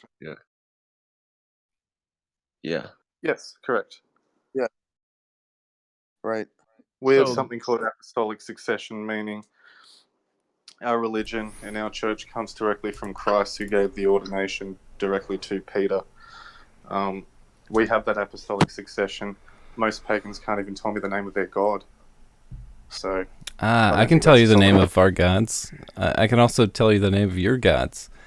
My question, because amongst a lot of people listening, they didn't hear me. I asked you, which rendition of the Bible are you following? And you said, what? I believe for you me said the King personally, James. I wouldn't have the We have same different view as everybody else. discrepancies of which rendition of the Bible you're following from the desert. Are we all in coordination right now that it's from the desert? My Bible was written It's in not Greek. from the desert. I It's would from say Europe. no. The Bible is from the Europe. The Bible is Yes, from the Europe. Bible. Yeah. It's from Europe. Yes. Okay. And where was it based?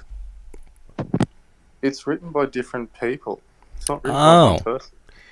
And So when there's I'm many glad you brought different that up. renditions Who, of the Bible. Yeah, If who wrote the New if Testament, your by the way? argument at the end of the day is if you're going to say that Christianity has Hebrew origins, yeah, of course it does.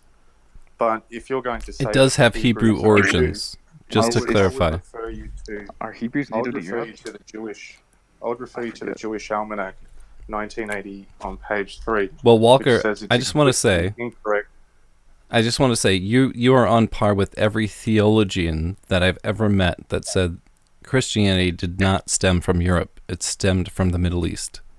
So you are accurate. No, I said it had Hebrew origins. Hebrews were Which- people. Yeah, and where did they come from? Where did they come from? An analogy to Israel. this, it would be, do you believe that Europeans came out of the Indo-European region? Do I believe Europeans Well, I'm came out asking of the Europe? pagans. Yeah, you guys do understand Europeans didn't originate in the geography that is Europe, correct? Yeah. Just because something originated somewhere does not mean that it is native to that place. Where did our gods and ancestors in European paganism come from? They traveled just as you did. No, Well, they don't exist, so I don't know where they came from. they don't exist. Your ancestors in Europe don't You- exist. No, don't actually Odin believe- doesn't exist. You don't believe So you're in saying a desert carpenter is our god and he exists? I have a question for the pagans. You guys don't actually believe in Interesting. gods? I do. Well, do you Who believe says that, that? a desert carpenter is your god? Who says that we don't believe in our gods? Yeah, There this is like are- some Most weird pagans. assertion by. This is a weird assertion by some tradcasts that pagans are some edgy atheists. But from my We're all account, fucking Yeah, atheists, they're dog. racist atheists. That's what most neo-pagans Just are. racist no, atheists. that's not what they are. Not at all. That's Hey, exactly- you know You're where just the factually term wrong on that. atheist comes from, right? You know that the term atheist was originally meant to describe, Christians and Jews. That's what it was Christians originally are atheists. described to. Like, yeah, before Christianity took over Rome, they called the Christians atheists. Well, I mean, their word for it, obviously, but it was used to describe Christians. Actually, the word pagan stems back from the rustic people, the people of the land, the natural people of that soil. So if you call me a pagan, I'll be very, very, very welcome to it. Same with the word heathen. wasn't No, the Paganos were the people outside of the main cities. They were like the holdouts of the old beliefs. That Better were than being a becoming metropolitan. extinct. Better than being a metropolitan, to be honest. To be outside of the so it education was- centers is better. So it was the savvy elite people from the inner cities that were calling everybody else. It was the places Backwards. where they had education. Sit they had high, schools. sit high in your ivory towers there. No, I'm trying to make a point here. I mean, let's look at it this way. Okay, so the Christians were the ones in the cities that held the seats of power, had the affluence, had the shekels, and the people outside who ran the farms that fed this, they were just stupid country bumpkins, didn't know any better. Where else do we see that in history, particularly with modernity? Where do we see this? I mean, we see all the time people in L.A., New York, Sydney, London, name any big city, and you'll see mockery of those outside. You see liberals in the United States do this all the time, with flyover country, all those silly conservatives. They're not as educated and knowledgeable as we are. I mean, do you guys see the parallel here? I mean, you're honestly making the exact same argument. Yeah, I see that the. modern You're day making the liberals argument make. for I Jews. see the false parallel where you don't understand the historical context. You're literally making the argument Educational for Jews centers were in because the you're cities from back Jews. then versus the people in the outskirts in the countryside. They didn't have education, so they simply relied on their outdated traditions that were false, were proven to be false by the greatest thinkers of the time in the cities. Who are the These greatest are thinkers? literally Was the that same Marx? arguments Was that that are Karl being Marx? made today. These- Plato, Cicero, Aristotle, Socrates, those. They would have been called pagans too. Actually, they were monotheists, most of them. Who? Plato Wait, was is one, Broseph's argument Socrates that was one. Plato Yeah. and Broseph now is somehow a Aristotle form actually- of Christian. Aristotle rejected pantheism. He wasn't a Christian, but he rejected pantheism. A lot Yeah, of the same with people- Socrates. So pagans yeah, then Grizzly is are right. actually- Then he'd be considered pagan. and He the would have at gold- the time. He was pre-Christian. He didn't. That's have what I said. to fall back on. That's But if he exactly had what it is. Christianity, he would have You converted, which is understand. why Rome converted so easily. Oh, he would have. And then Rome fell. You know that It he would took have Rome converted hundreds of first. years to convert, by the way. It took hundreds It's of 200. years. Well, I think it's That's interesting that still Broseph several knows hundred. that Socrates would have converted for a fact back then. I mean, that's some pretty. I mean, he already abandoned Deep insight. pantheism to believe in monotheism by the time of his death. May I So you know speak? But you know, for sure convert to Christianity. That's interesting. you are aware that when Christianity was taking Rome, that they quite colorfully humiliated, persecuted, and executed philosophers from the universities, right? I mean, Hypatia. Look at Hypatia. They literally drug her through the streets, humiliating her before tearing her limb from limb and marching her through the streets again, just to throw her into a ditch. That's what Wow, they did with the these same philosophers. people who turn the other cheek. Doesn't sound like. Doesn't That you sounds have like a Christianity. stable argument over and over. Turn A the other lot of, cheek. Let's all be fucking lot of- sheep. This is A lot just of also ancient like a philosophers straw man argument.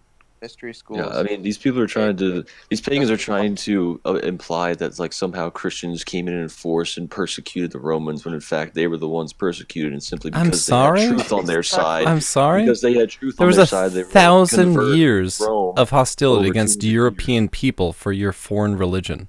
The same thing that's Are you happening referring right now in Dark modern Ages? history Are you referring with to the Dark Islam. Ages? Wait, are you referring Okay. to the Dark Ages?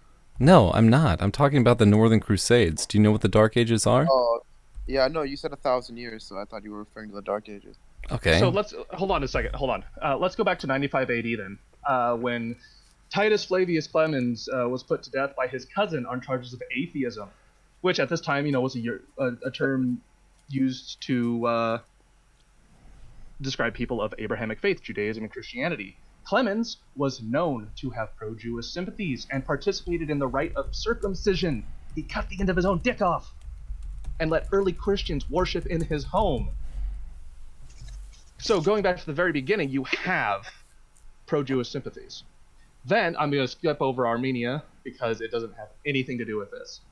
In 314 AD, immediately after its full legislation, the Christian church attacks pagans, with the Council of Ancyra denouncing the worship of the goddess Artemis.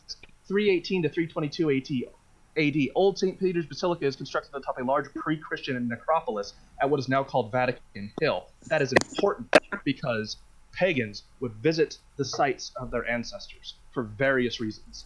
And building these Christian sites on top of this necropolis was a big deal because the purpose of it was for the same reasons that you see with Muslims doing with their mosques today.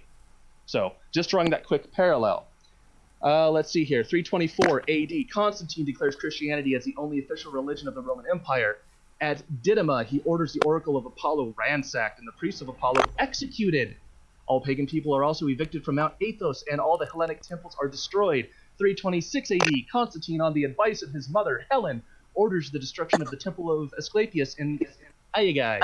Also destroyed at this time are the temples of Aphrodite in Jerusalem, Aphaca, Mambre, Phoenix, Baalbek, and many other cities. 330 AD, Constantine orders the plundering of pagan temples across Greece in order to decorate Constantinople, the new seat of this empire. Who is this according to? Is this according to Wikipedia?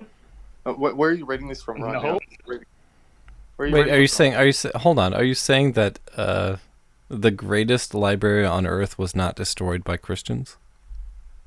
Well, I think that's really something silly to say because you weren't there to determine that it was the best library. But are you saying it wasn't? Hang on. No, I don't think it was the best library at all, no. Okay, what was? What was the best library? Yeah. I don't know, but I don't think you can objectively say that it was the best library. Okay, so was Alexandria destroyed by Christians or not? Look, I'm not denying that persecutions weren't occurring. I'm just saying it wasn't one-sided like you keep making it out to be.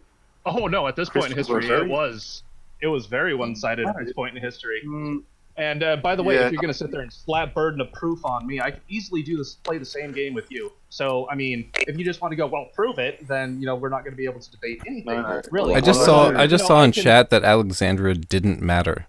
So you guys are in favor of book burnings then, and cultural heritage sites being destroyed. The postmodernists though. Good. Cookie Cutter is a postmodernist.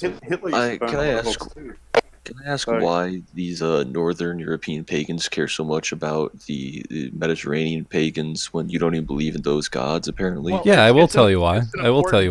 It's Because what you did later enveloped our entire society as Europeans. Your foreign religions destroyed our societies, our people, our culture, our traditions, our heritage. Literally undermined our very history. Why do you think people are angry about false. That? You're not stating that these Roman gods existed. Holocaust. No, you're both missing the point. In fact, there was a point in this 1,000-year bit where later the Spanish Inquisitors used as inspiration to out their butchery against who else but largely Europeans. No, it's true. The only people that were subject to the Inquisition were heretics, Christian heretics. Not a single person outside of Christianity was affected directly as a result of the Inquisition. Yeah. You had to be... So you just said a lie. You literally just lied just then. No, I didn't. I didn't, because it was literally the same thing. They persecuted and murdered people who weren't Christians. Their methods inspired the Spanish Inquisitors later on. Not under the Inquisition. They killed European people. The Inquisition was about heresy. To butcher Europeans. Heresy was equivalent to people traditionally practicing herbal, like things that have No, existed for Christian thousands of years. Pharmakia, which is No. sorcery.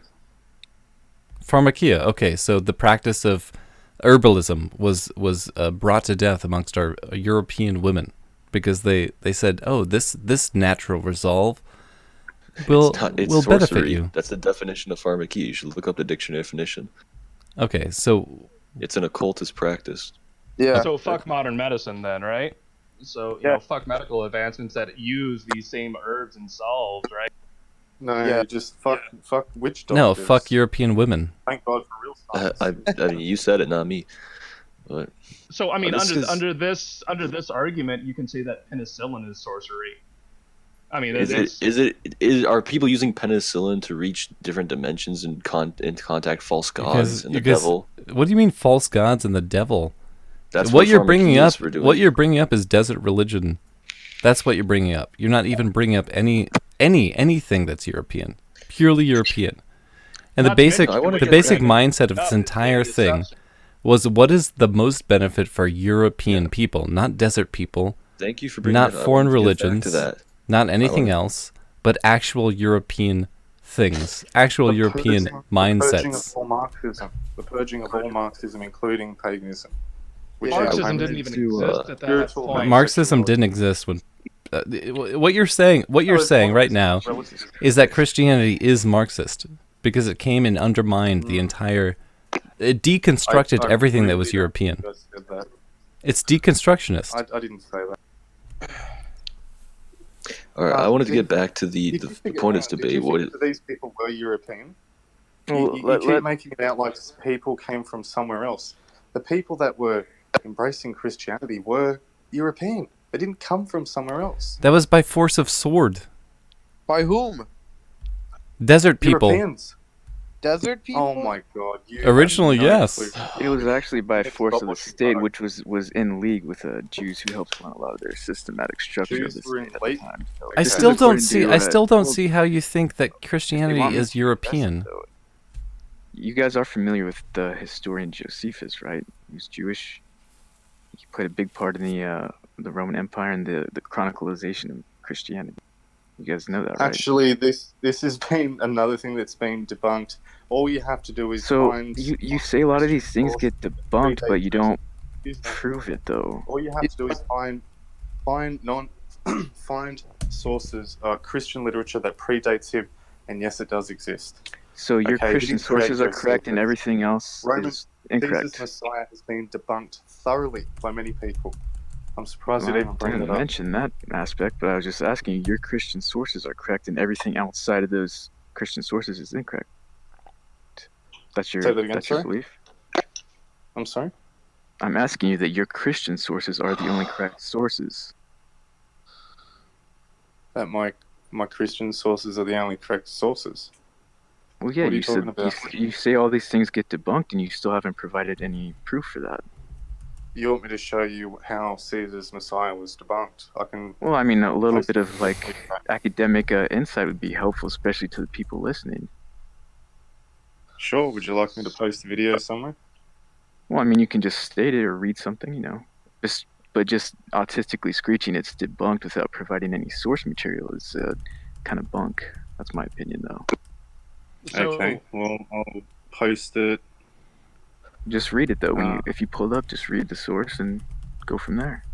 So in the meantime, you guys want a little bit of a snapshot as to how Europe at large was converted. Yeah, you can pull that up. All right, let's just take a look at Iceland because it's the most well documented and most recent. And this happened around the 10th century, mind you, which at this time Iceland was still majority pagan. Even Christians who had moved to Iceland before usually had their families return to the old ways within a single generation. This is documented. When Olafur Tryggvason, sorry, these Icelandic names, man, I tell you, seized the throne of Norway. Oh, he's Norwegian name. Sorry. Seized the throne of Norway in 995. He reintroduced Christianity by force, bringing harsh punishments down on those who would not decree conversion. With an interest in converting Norway's holdings, he pressured the Goldar of Iceland to convert and sent missionaries. One of the missionaries, by the name of Thengbrandr, slaughtered anyone who opposed and mocked his missionary work. He then returned to Norway and informed the king of what happened. In retaliation, the king of Norway declared he would mutilate and butcher all Icelanders currently in Norway, regardless of faith. At the Althing meeting in Iceland earlier that year, Hjalti Skegjesson, these names, a Christian, was sentenced to lesser outlawry for composing and reciting verses that mocked the goddess Freya. He and his father-in-law, Gizur, traveled to Norway to stay there for the duration of the sentence. They went to the king and made an agreement. In exchange for the king's release of the Icelandic hostages, the two men agreed to return to Iceland to promote the new faith. The following year, Gizur and Hjalti attended the Althing with armed supporters in tow. And keep in mind, they arrived back there with military force on the small island of Iceland. Ultimately, new laws were passed that required baptism of all Icelanders, required it. Heathen practices could continue unless a witness came forward. They were allowed to continue in the home unless a witness came forward. And then they were sentenced to death. A scant few practices were otherwise allowed to continue in public for the time being. Once Christianity managed to wrest political power with the backing of a Christian throneholder in Norway, with the backing of large force and money, the heathen practices that remained legal were outlawed, and practicing them became punishable by death. Amen. That is a snapshot of what happened to the rest of Europe. Because I had to release the key there to switch here. Let's see. Back in 590 AD, this is relevant because this is kind of the precursor that got this whole ball rolling on converting Europe at large, Pope Gregory I begins his papacy. Under the Pope, Christians appropriate sacred pagan sites, about which the Pope writes, "Let the altars be built and relics be placed there so that the pagans have to change from the worship of the demons to that of the one true God. Christian accusers discover, quote-unquote, pagan conspiracies, which triggers a wave of torture and execution." Now bear in mind that the Pope, Gregory I, saw ancestor veneration as the veneration of demons. This is saying that under Christian thought, our own ancestors, our own God, our own blood is inherently demonic. Yeah, well, let's just point out the fact that the Vikings used to sell their own people into slavery to the Arabs. So I mean, you can sit here and talk about the blood all day long, but I mean, nobody spilled more white blood than pagans. Because they what about the Northern Crusades there, mate? What about the Northern Crusades where Charlemagne butchered thousands and thousands of Anglo-Saxons? Oh, I absolutely am because... Oh, I absolutely am because are we comparing genocides? It wasn't just the Northern Crusades; it was also are we going to Inquisitions. pretend that persecution was one side? Wouldn't it be more accurate to say that theology had nothing to do with this, and this was just the racial character that wouldn't of be accurate because Christianity directly were involved with that. To be honest, both sides are guilty of shedding blood with each other. So, I mean, to me, it doesn't really make sense to blame one theology over another. Well, you want to talk about context. Okay, what about the 4,500 Saxons? What about the 4,500 Saxons that were disembodied or their heads dismembered because they were pagans? What about them? Well, what about them? They should have converted. They should have been converted. That's my point. You guys don't give a shit about Europeans. You give a shit about your ideology. You give a shit about your desert religion. That's my point. We care about the salvation. You will never give a fuck about Europeans because you're not European. That's my main point. We care about them more than pagans will because we care about the salvation of their souls, which is that's not true. Paganism has at its outset, at its most most heart. No, you can say whatever you want. I'll tell you the truth. It's the 14 words. Whatever the fuck else you guys say about your universalistic mindset, that is true. And pagans know that. And you can lie, you can try to lie if you want to, but we know what is actual European, and people can actually tell what is a lie and what is true. That's why How Christianity did it is losing across the West. You realize And that? Wow. It's great. It's great you brought up the Yeah, truth. I asked a while that's a good ago. point. Christianity is shrinking while neo-paganism, or the rebirth of ancestral veneration in religion, is What actually else is growing on the among rise? whites. Marxism. Actually, Marxism's on, nationalism Actually, is it's on the rise. Muslims are on the rise, on the rise across the Ethno-nationalism is West. on the rise. and Marxism. And Marxism. No, Ethno-nationalism is on the mostly Muslims. Look, hey guys, listen. I'm going to go, but just before I do, I just want to bring up one uninterrupted point. all right. Okay, and it was something that Will, I don't know, I think it was Will that brought it up. Yeah, Christianity is absolutely on the decline, and isn't that just the coincidence that it coincides with the decline of the West? Isn't it just the coincidence that it coincides with the rise of Marxism? Marxism has been rising long before Well, hang on, Christianity declined. I'm still talking. Well, okay, let me rephrase that by saying modernism, Okay. relativism, subjectivism, Secularism. everything that leads to Marxism, and I think I explained that at the very start of the stream, so you know what I'm talking about. But yeah, I want to say thanks for having me on, and yeah, Deus Fault. Yeah. Thanks Well, for thanks coming, for Walker Ben. coming on. Ben, You know, let me Walker's call you actually boss, one of my.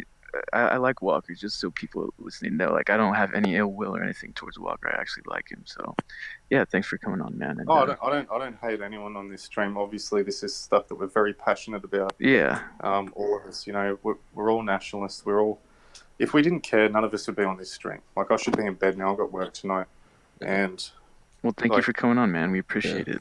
Thank you for being on our side, Yep. Walker. Yeah. Dominus Yeah. Vobisco, brother. hopefully, Yeah, Walker, it's not Hopefully just a these- hate stream. I really did mean it for not just us, but the audience. I don't hate any Christian Yeah. individually. I just have a very clear delineation of what I think is understand right that. for the future of our people. That's it.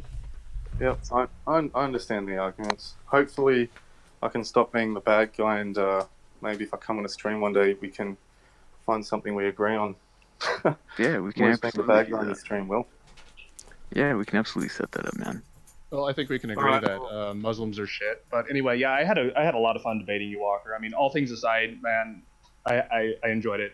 Thank you for that, and I hope you have a good rest of your day. Yeah, and just so everybody watching this knows, we don't hate each other.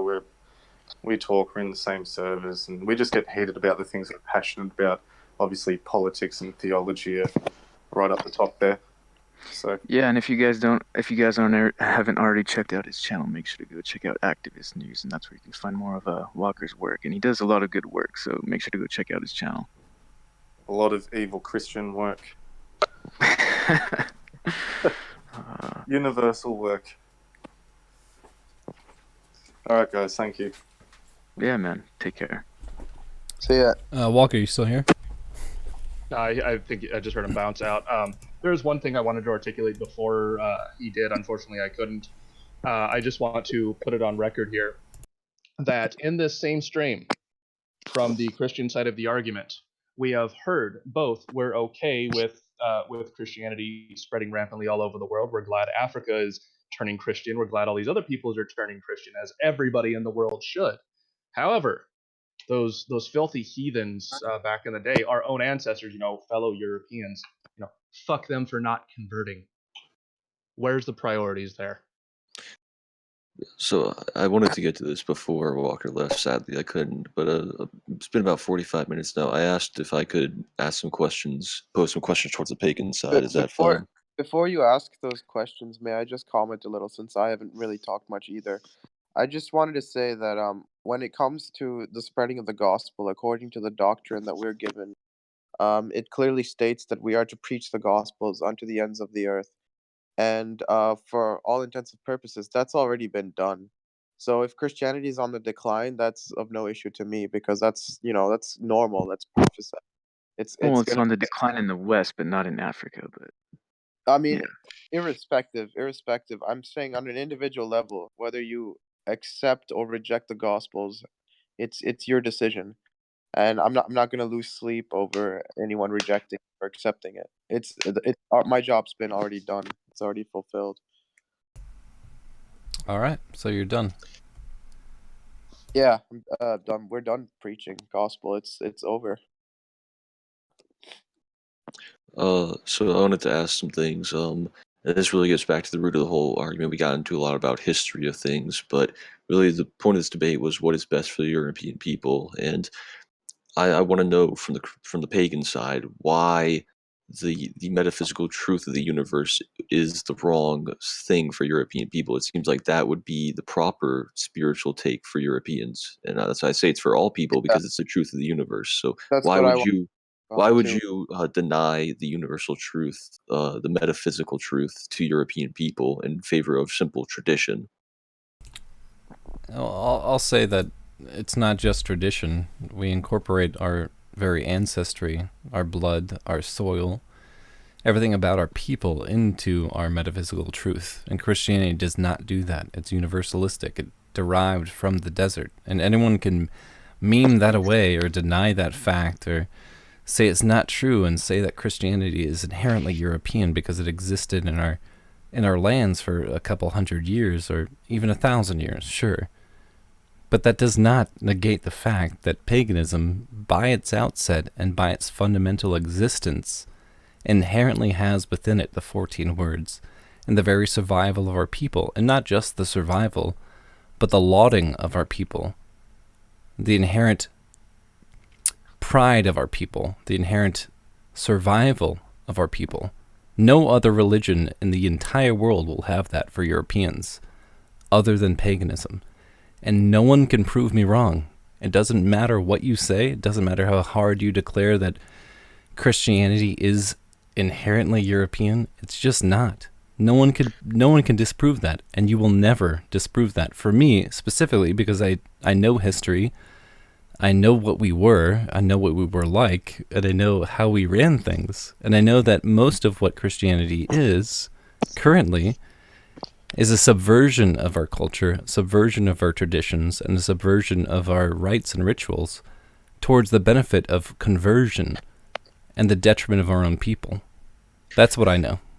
Yeah, and to answer that, I would say that this is the problem where you think that simply because it is, explicitly it focuses on those things, paganism focuses on those things more than Christianity does, that it is somehow better. I could create a religion tomorrow that is even more explicitly pro-European than any form of paganism. Would that then be the best religion that exists? No, because it is not of us. Well, isn't he European? Who are you talking about? The guy with the Jerry If Mouse. Yeah, me, I'm saying if a European were to, you can say it's not traditionally European, but if a European tomorrow were to create a religion that was literally the entire religion was just the 14 Are you words, talking wouldn't about that be more McNallen? perfect? No, I'm just No, saying he's setting anyone. up a I'm hypothetical. posing a hypothetical where there's a problem with paganism in the metaphysics behind it, and this is what I'm There's proposing. not, though, and that's what I'm proposing, is that you're wrong, and that the most metaphysical thing about Europeanism, if you want to use that word, is our pagan religions, is our spirituality, is our rites, is our traditions, is anything before Christianity. That's what is most truly European. Most importantly, our ancestors, who are us, who are our gods. It is inherently us, as Grizzly's been saying. It is inherently of our blood. It's rooted in our very blood, in our very soil, in our very people. The whole thing revolves around that. Now, I have a question to propose to you based on the same general premise and piggybacking off of what Grizz said earlier. Take the Armenians. They're what, Eastern European, right? They have a large degree of Muslims. Do they not have their quote unquote native Muslim traditions, their native Muslim faith? Now, in 1,000 years or so, say, worst case scenario, Islam completely takes over Europe. Islam is Europe. Europe has completely adopted Islam. And somebody goes, let's go back to, you can insert Christianity or paganism here, doesn't matter. And the Muslims of the day are like, no, we must uphold our traditional European Islamic beliefs. What then? What would you have to say to that? Are you proposing that to me? Yeah, well, whoever wants to answer here. I would Because say it it'd has. be literally the same thing. as what's happened with Christianity from paganism. Well, I would say it's the exact same thing that pagans are proposing, that simply just because it's the religion of your people 1,000 years ago or 2,000 years ago or however many years ago, doesn't make it right. You could say that, oh, it's explicitly this, in practice, it does this that helps our people. And in response to that, I do have an answer, but I would also answer it with a question where I would pose, do you believe that us as Europeans, as human Europeans, that you are any different from European animals? I would Yes, hope we are that, different. yeah, I would hope you'd say However, yes. you must also make the distinction here that with paganism and all of its forms, in especially in Europe, let's just talk Europe here. This is relevant to Europe. It has grown organically over tens of thousands of years, organically grown. Christianity was supplanted and put in by force. Islam is supplanting and being put in by force. That's where the important distinction lies.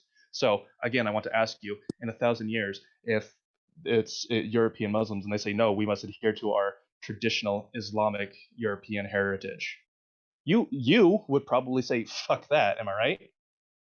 That is correct. Okay, so what makes Christianity any different in that context? Given that Because, they are both forced and supplanted, or forced upon the region. so this is why I want to get to the metaphysics of the argument. This is why it's so important, is because, well, it's it's complicated, so I'll answer Grim's question first. So the problem with Islam, I don't have a problem with something being forced on a people if it's the truth. Some people need to be conquered. That's the fact of humanity.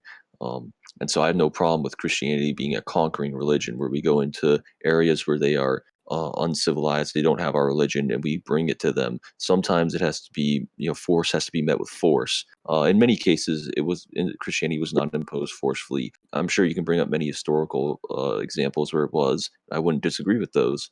But I would say that it also wasn't wrong because it was Christianity being implemented.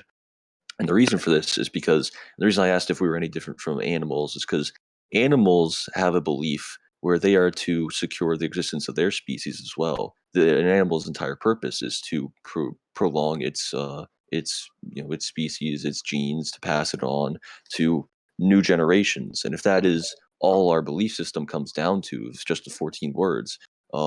If that was our religion, if that was our spirituality, we would be no different from the beasts of nature. And that is the problem. You need the metaphysical truth of the universe on your side, and that's what Christianity provides. That's why I have no problem with it being implemented, sometimes forcefully.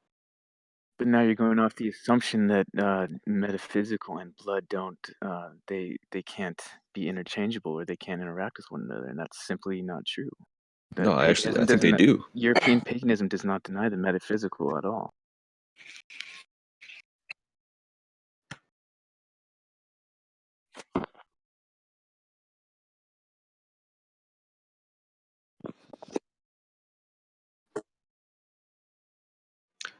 Well, you can pose it like that all you want. The fact is, I argue for the salvation of European people.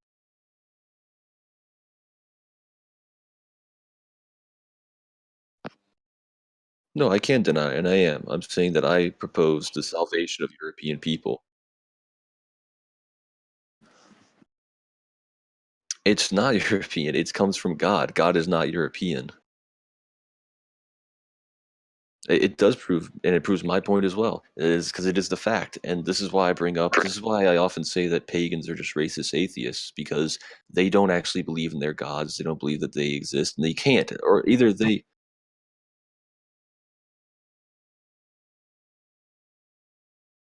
Well, this is why the metaphysics behind it is so important, just because I would ask, which god. So I asked earlier, do you believe that the Roman gods existed? Do you believe Mars, Saturn, Jupiter, that these people existed?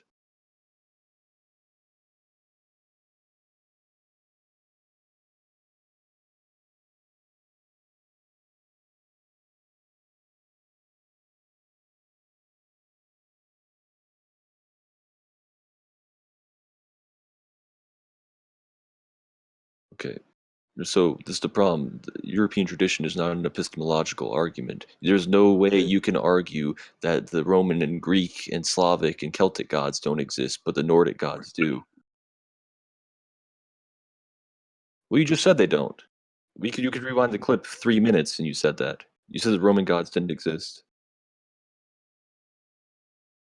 I just asked at the beginning of this if you believe that Mars, Jupiter, Saturn exist, and you said no, you don't believe that.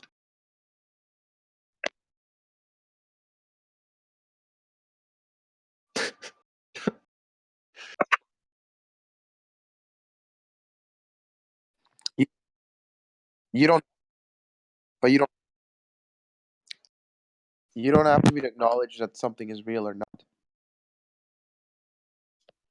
Well, So I this, can ask these same questions of you guys. Do you guys believe that Yahweh is the only God and that He's the only God that exists? Yes, because we're you keep using that. You can call him Jehovah. You can call him God. You can call him whatever. I don't care about the Calling them name. what the Bible says. I don't know why The that would Bible trigger doesn't you. use the word Yahweh, man. Yeah, it You does just use the drop word that. Yahweh. I Yes, think it does.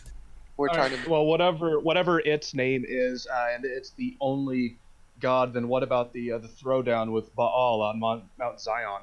I mean, this is a question that honestly I have legitimately asked several Christians, and not a single one has been able to provide an answer. Like, what about the divine throwdown, where he literally supposedly battled other gods, but he is the only God at the same time? I mean, that simply doesn't make any No, sense. God never battled any other gods. He did. He even states, "I have cast down all other gods," or something like. It depends on which of the over 1,000 different versions of the Bible and what the exact words are. But yeah, it says, "I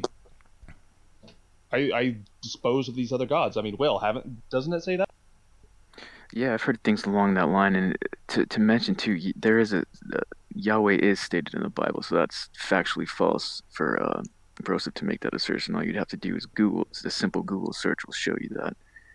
But that was just my question: is that you guys make all these assertions and questions of, oh, you guys really believe in these gods? Well, do you guys believe that the desert god of a foreign people that derived from the Middle East, Yahweh, It's do you not believe of that he foreign people. exists? It's of all people. It's the God of all man. Well, it was the god of the Well, Hebrews that's at first. It was the god of the Jews, and they universal. said no other gods That's before pretty me. He was universal. revealed to them first. It is universal. We've already been over this. We are a universalist religion. So you are of the same mindset as Islam and of Judaism. Well, maybe not Judaism, but at least their offset Islam. The Abrahamic religions. When everything is Well, it's under the same one deity, God, so I mean, it does not have its own culture. It does not have its own belief set. It does not have its own religion. You must fall under one God. And by the way, when you say it does, that's false. Because if it did, the Celts would still be just free and clear to worship their own gods, worship nature. The Norse would still be free and clear to worship their own gods. They worship are free nature. to do that. They have free will. Are they they? chose to convert. Well, choose and are killed if they do not are two different things. It's kind of a false choice. It's conquering.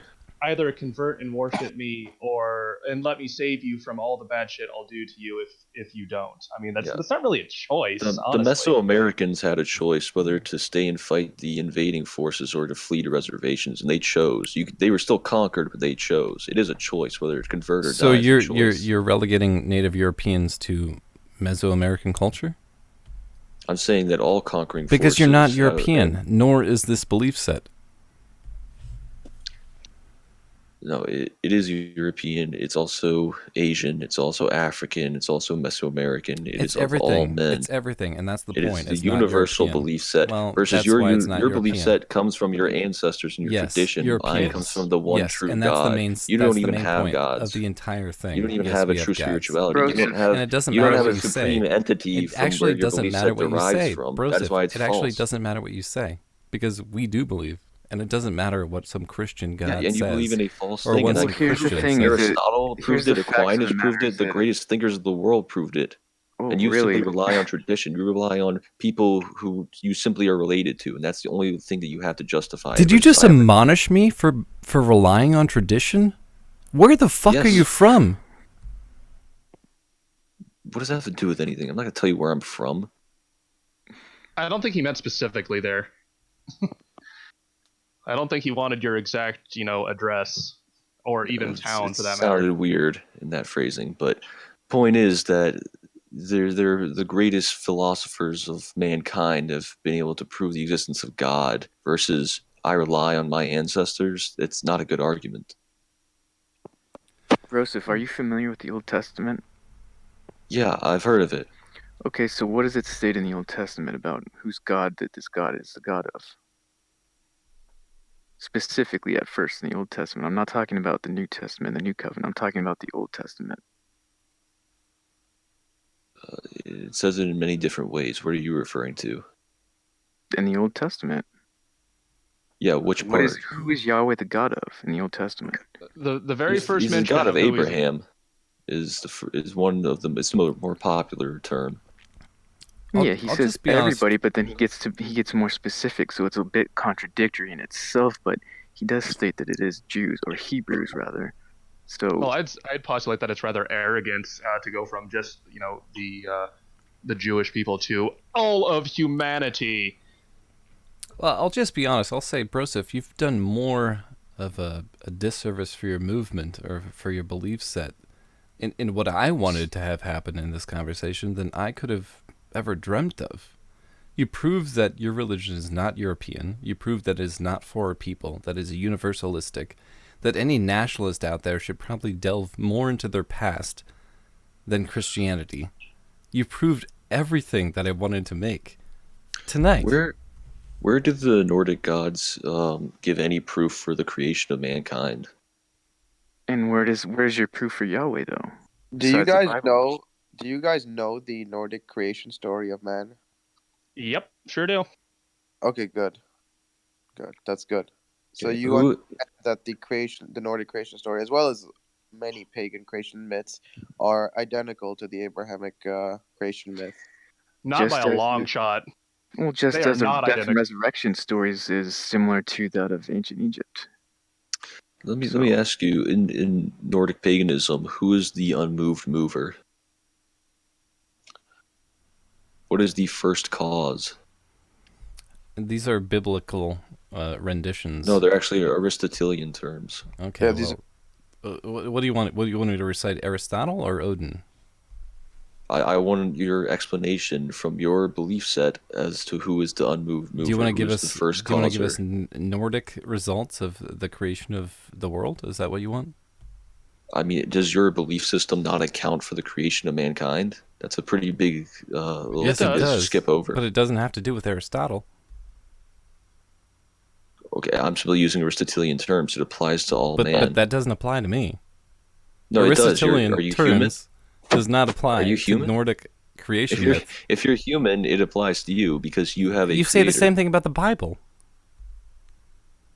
right. The- So The point is that this is why metaphysics is so important. Every single Why? cause Because has everyone- an origin until okay. you go back far enough, and there is Okay, so a everyone should single agree with the origin same that had origin? no origin. That there is one What cause. about the that Big was Bang? true What actuality. about dinosaurs? Do What they have caused an the Big origin? Bang? Do dinosaurs have it's an God. origin? How old are Yeah. the dinosaurs? How old's the world? that's irrelevant. We're just asking you about your Well, no, philosophy. because we're talking You about have no metaphysics. answer to this. This is the problem. We're talking about with paganism. metaphysics. We're You have talking no about a answer to- universal result, right, of metaphysics. We're talking about an Correct. agreed upon thing. We're talking about a reality, right, that you guys believe, All right. right? Well, So to what- answer their question, so they stop so what- worrying about it, and I'm gonna ask you guys a quick question just to clarify. I just want a simple yes or no. You want the initial creation as per Germanic paganistic belief, correct? Yeah, Yes. I'd like to hear that explanation. Yes. Okay. Do you guys know about Muspelheim and Niflheim and Yes. The 9 realms. Gnungagap? Yeah. Yeah. Well, those three specifically. Yeah. Well, those two, and then Gnungagap. Muspelheim is like the fiery realm. It's where the fire demons are. What were the other two you named? Well, Muspelheim is the fire Jotun, not necessarily demons. Demons do not exist as Right. per Nordic mythology. But then there was Niflheim, which was the land of ice, and then in the Yeah. middle is the great chasm Gnungagap, and Midgard came. That's well, Earth. Yeah, that's Earth. Yeah. It all came about when those two opposing forces, fire and ice, came together. primordial okay. forces, the primordial essences, essentially of everything. If you want to get all hyperbolic about it. Yeah, but I wasn't actually going that far back. I was specifically referring to mankind. Oh, when Odin, Vili, and Ve created Ask and Imbla. Sorry, say that again. When Odin, Vili, and Ve created Ask and Imbla. Right. And where did they live? Right, Well, he says that's with conviction. Yeah. So who created Odin? Odin is the son of, let's see, their names. It's getting late. wasn't it Bori? I think. And Best, I believe. Okay. Uh, Well, whatever their name was, who created them? Well, who created Yahweh? None. He is pure actuality. He is the first cause. He is the prime cause, Okay, the so first who's to say mover. that that isn't true of that religion? Well, in paganism, it's cyclical, so it all goes back round and round Okay, again. so it doesn't even follow. It doesn't even follow real logic then. Well, No, I'm it going by does. your- I'm going by Everything your is cyclical. logic, though. And by the way, if you want to go back to No. the beginning of the Aesir tribe, it's the one who was licked from the ice. He licked from the ice that was resultant from who licked the it murder. from the or what licked him from the ice?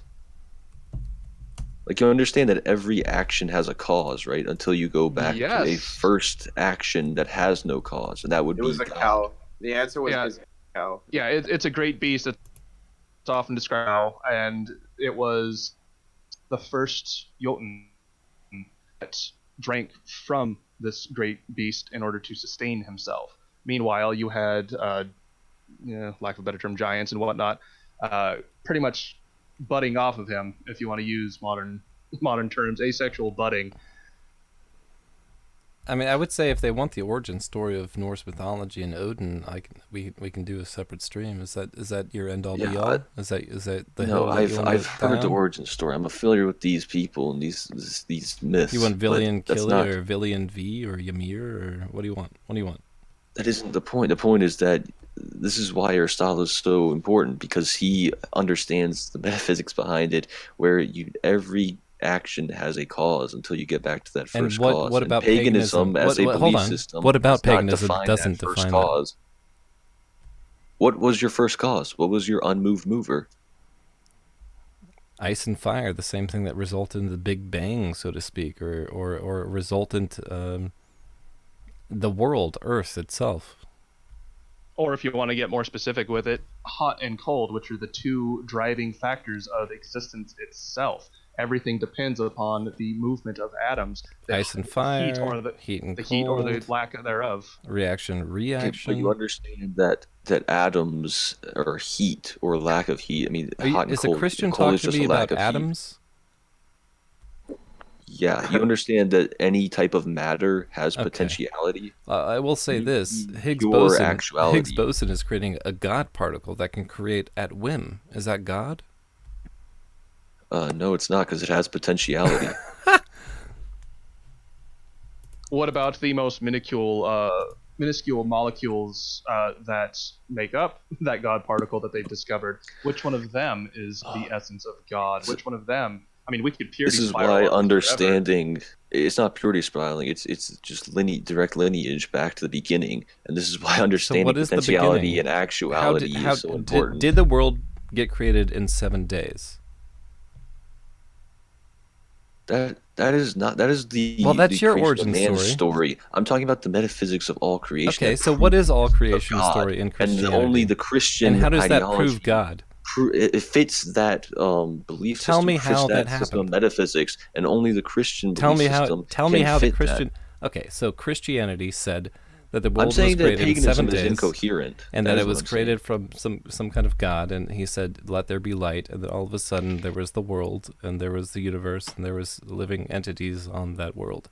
Is that what you're saying? And this is the hill you're dying on for Christianity versus paganism?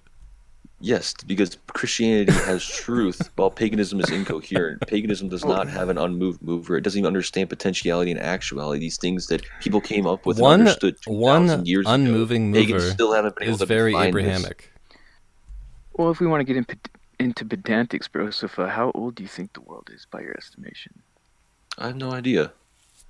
Well, I mean, if you could take a guess, an educated guess, since you seem fairly educated. I'm not a on scientist. Scientific topics. I'm Well, not I'm a just asking scientist. for an educated guess by your estimation. I'm not able to make an educated guess in a field I'm uneducated in. Okay, well, you were talking a lot about atoms and whatnot, so I figured that you had some slight knowledge. Yeah, I understand that atoms And have potential dinosaurs. energy. Don't forget dinosaurs. Okay. That's like 5th grade knowledge right there, that atoms have potential energy. So is how old the Earth is by a lot of scientists' estimation. So, Well, it's a I must moot have skipped point. that day of class because I don't remember that being taught. Yeah, I don't think they teach that in Catholic school. I think we should stick to theology and not to occult sciences. I think we should stay away from that stuff and fixate ourselves on theology instead. Well, no, I the agree. problem is that this is why Europeans need Christianity, because it's the only coherent system that exists. Versus paganism, It's not coherent. It's not coherent at all. I mean, it you is the can't say only everything thing that has an explains the creation of everything- the universe. Paganism does no explanation for the creation of the universe, and how can our people survive Yes, if it they does. don't It even just understand differs where from they came Yahweh's from? explanation that you adhere to. So that's And a you false. can't- That's a false accusation. And you can't say that everything has My an bad. origin They have an point and then incoherent say, explanation. no, you can't say in one breath or in the same breath that everything has an initial origin point and then say, oh, by the way, except for my God who is eternal and has always been No, around. that is exactly why.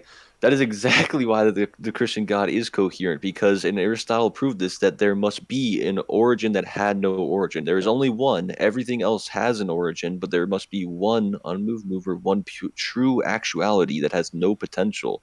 And pagans have no understanding of this. They have no explanation for that. Only Christians took Literally the Aristotle. natural order They of the world perfected it with is Aquinas and amongst Augustine of Hippo, and they explained this Aquinas. perfectly. And What? only What? Okay. Christianity What did has this. Aquinas? What? Okay. So you said they proved the existence of one God. Yes, with the Tell four me how that cosmological happened. arguments. Tell that me. actually doesn't prove the Tell me. existence of one God, Yahweh, but okay. Tell Actually, me it why does. Aquinas was Aristotle 100%. said that it could have been. Aristotle said it Tell could me. have been multiple gods working in continuity, but So because Aquinas one man perfected it. because one man Aquinas had a perfected it theory and that proved What that did it was Aquinas one God. perfect? I'm Hold on a asking you. second. Hold on a second. Aristotle's Because theory. one man had a theory that you agreed with, therefore it proves that he's the right God and he's the one who exists. So I also got to say, if you want to go into this eternity argument, it's also inherent in paganism with the cyclical nature of everything. It's the eternal cyclicality of it. There's a creation point and a destruction point that works forever. It works in cycles. As opposed to Christianity, which has a definite endpoint, which, by the way, I thought was 2012. Is that wrong? Was there some earlier point? No, that was actually a pagan. No, that thing, was pagan. That was the Mayan calendar. Oh, that one. was a pagan. That was Mayans. But some Yeah. Christian was like, oh, this pagan belief said, which, by the way, we've used for countless millennia to kind of subvert, I guess, paganism or European beliefs. That's why we used to oppress heretics. You mean burn? It's a good You mean thing burn that- it's a good thing midwives that most of the that illegals practiced? in our country are Catholic, though. So Hey, what put the fire and ice together in the paganism? Yahweh, by your estimation. Oh, No, it would have they- been actually, but They reconverge after being separated after the events of Ragnarok. Did you know that Everything is cyclical. in Maine, Christmas was abolished as a pagan religion? cyclical causality it's just false. There's no proof for it. There's no logical. Why do proof Christians for it. celebrate a pagan religion, Christmas or Easter? You do know that the seasons are cyclical. So you're saying that these cyclical concepts And the don't make seasons will sense come to to you. an end, so they are not And cyclical. then and what happens? They restart again. No, they don't. There's no proof of that. Yes. What do you mean? There's no proof of the sun? There's no proof that once all seasons come to an end, at the end of the world, that they will ever start up again. They won't. What is the end of the world to you? You have no evidence Do for you, that do you either. believe in the end time prophecy, Joseph? I don't know Do what you the end believe in time that prophecy is. It's Book of the Revelations. prophecy that, it's the very last chapter of the book that you say that you adhere to. which Oh, is the New Revelation. Yeah, I Testament. believe in Revelation. Okay, well that's all I was asking. So you believe in the end time, and and the returning of God and the rapture and all these things and the tribulation period. I haven't seen correct? rapture in the Bible. I don't think that word exists in the Bible, except But the maybe in some tribulation Protestant period. versions. What about the tribulation period? I haven't seen that word in Revelation either. Yeah, that's actually in Revelation, the tribulation period. Oh, What is the shit. tribulation period? It's a 7-year period where after God or Jesus or Yahweh is supposed to come back for his servants, it is this period of, I think it's 7 years, where Satan has dominion over the earth. And this is before God comes back a second time and defeats Satan and casts him down in the lake of fire for eternity. This is in the book of Revelations. For eternity again, because you can Yes. have 2 eternities. Apparently, 2 eternities. What? eternity plus 1. Eternity plus 1 is still eternity. I don't know if you understand how infinity works. I don't think you understand sarcasm and facetiousness. I must not. Maybe that's not the best. Maybe this isn't the best time for being facetious. This still doesn't. The point is that I was asking about Christianity has a coherent system that explains the origin of mankind and the universe. I'm still asking how you can explain how this fire and ice came together. That there was, and you keep saying it was cyclical. Well, there has to be an origin point at the beginning of the first cycle. By that logic, there has to be an origin for your God too. No, I mean, he you're is applying. the No, origin. I'm you're asking, what is applying. your origin? No, you're applying. God is the origin with no origin. What is your version of that? And we tell you exactly what it is, and you say, no, that can't be it. No. No, you said that there was an origin before. You said the fire and ice, and I said, well, what came before that? And you said Ragnarok or whatever. And before that came the fire and ice, and before that came Ragnarok. Yeah, until there had to be an original origin. Do you know who covers the world in flame in Norse mythology? No, I don't. Isn't it Surtur? Yep, Surt with his flaming sword burns the entire world, and it is cast into the ocean. This you have to apply a little bit of hyperbole there, just like you do with many parts of the Bible. And then the Earth reemerges after another point of turbulence and chaos. There's eras of chaos, eras of order. So you're saying that there is no progenitor when the ones who cause the series of events to be carried out, aren't they the progenitors in and of themselves? But they had an origin, didn't they? I mean, you understand why would you refer to these people as gods anyway if they are subservient to Ragnarok, if they are below it? No, Ragnarok isn't even an absolutely certain thing. It's just the most likely outcome of events. You were telling me that paganism was more coherent, and you're not even certain about your own belief. This is I'm certain. certain. I'm certain about it. It's just that everything that's certain, you're like, no, that's irrelevant. You're switching back and forth between your arguments. The argument remains the same. I had the same argument. This is the argument of Christianity. In the beginning, when God created the heavens and the earth was a formless void, and darkness covered the face of the deep. Well, a wind from God swept over the face of the waters. When God said, "Let there be light," and there was light. And God saw that the light was good. And God separated the light from the darkness. God called the light day. And the darkness he called night. Original.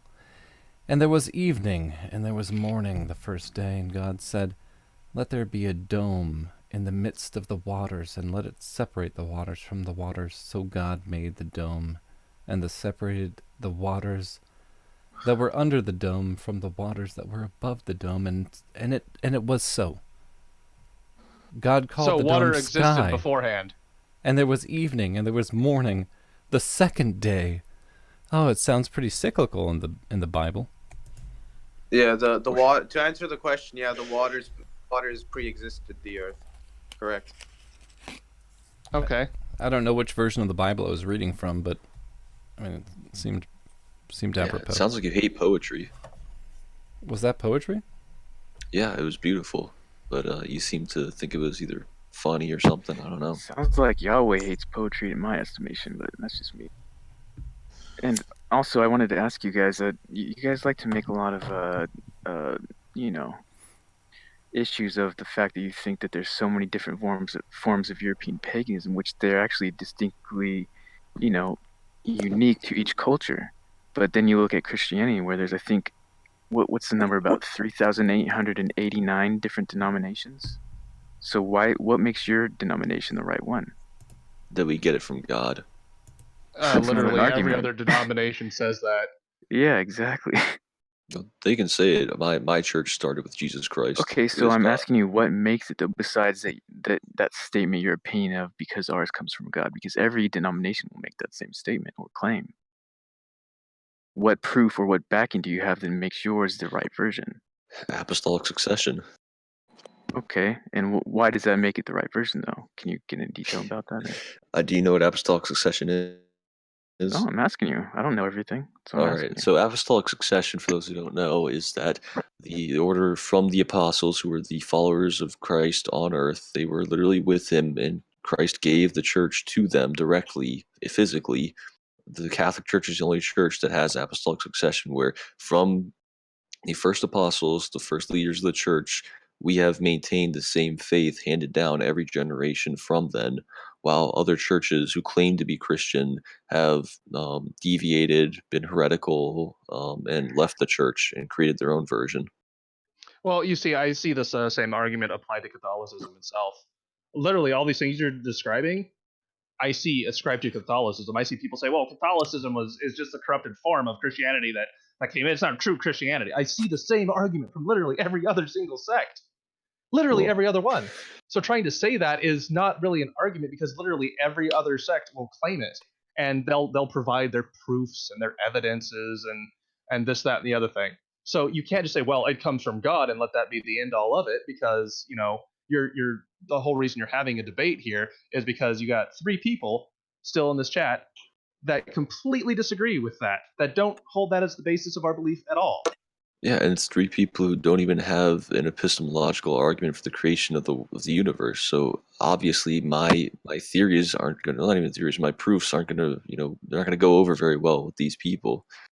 They aren't proofs. You were correct the first time you said theories. They are theories, and then you say that these theories that by some of these others like Aristotle and whatnot, they would have been Christians by your estimation, and you try to proclaim that you know these things for a fact when in fact you don't. So I don't understand where you think that you know these definitive truths where other people do not, simply do not and cannot. And I mean, that very argument is torn apart by history. The fact that philosophers that were students of the trains of thought of these same philosophers that you said would have converted were brutally murdered for the fact that they were philosophers and seen as Yeah, sorcerers. exactly. I mean, No, sorcerers, yes, not for being philosophers. no, they that's what they were murdered for being. They followed these schools of thought that you're ascribing and you're trying to use as evidence to back up Christianity. They were brutally murdered by Christians. And one's imported from the Middle East at that by the Roman Empire, who that was Christian at that point. Okay, so we kind of skipped over it. None of you have been able to answer my question. This is the problem. This is why Europeans need to avoid paganism, is because it doesn't have the answer to these problems. What This you're is why we saying need is for Christianity Europeans that to explains the ignore their creation of the very universe that no fundamental other religion is roots. able to. That's what you're saying. So you think that Yahweh's explanation is the end-all be-all, and that's fine. But I mean, as long as you admit and Well, it's been acknowledge proven, that so yeah, I would believe that. it's It been hasn't proven. been proven. If it had been proven and it was as great as Christians are claiming, then the whole world would be unequivocally Christian and there would be world peace under this one God. Oh no, we But have that's free will. far from it. We have the free will to reject the truth, which is what many people do, sadly. Yeah. If This is why we need to make sure Europeans don't reject the truth. The truth is not from the desert. Just FYI, Europeans, Right, you're it's not from from God. the desert, and nor is it from and the again, desert ultimately, God. this truth is ultimately the argument of worship me so I can save you from what will happen to you if you don't worship me. That's the truth. That's a summation of that message. Is worship me so I can save you from what I will do to you if you don't worship No, me. God doesn't do anything to you if you choose to reject him. You do that to yourself. Well, God has the ultimate power to save those people, and the funny thing is, your religion would see good people, white people who may be atheist, agnostic, pagan, whatever it is. What makes them good if they reject God? Hold on. Don't interrupt. I'm gonna Well, I've been explain. interrupted Your many religion, times, so I'm fine with Well, that's a interrupting good you. point. your That's a good point, religion, Will. your What religion would makes see them good good if they white reject a men desert god? go to hell, and it would see people who are questionable of different ethnicities in heaven over these European men. And you're totally fine with that, I assume. Yeah, I'm fine with people who reject God going to hell. Okay. That's what they deserve. It's what they Very chose. European. It is very European.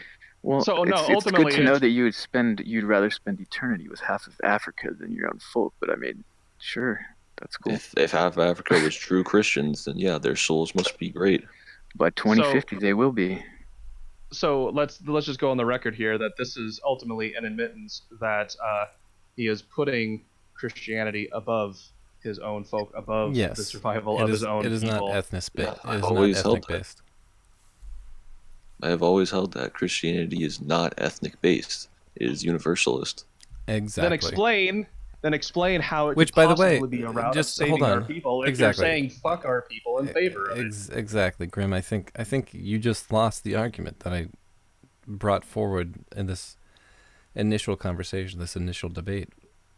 Can you bring back, Grim, what the initial topic was?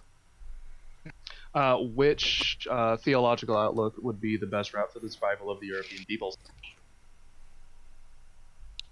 Right? And the answer is Christianity. Bullshit. Except we just spent several hours with you ultimately pretty much making our case for us by saying things like, well, fuck them because they weren't Christian, and I'm perfectly fine with with Africans because they're Christian. It doesn't matter what... You proved our point for us, that you put your own theology above the survival of your own people.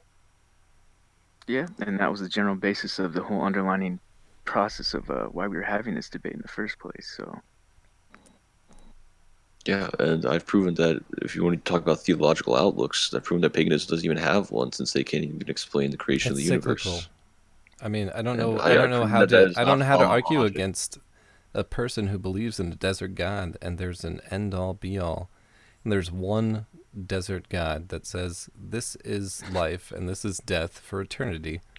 I don't know how to argue against that. As you a can, European, because it's the truth. as a European, I don't know how to do that. You can, because it's an appeal to force. The argument for Christianity, and it is in and of itself a logical fallacy, an appeal to force, an appeal to the stick. It's also an Don't appeal do- to everything that's not European, which is my main principle.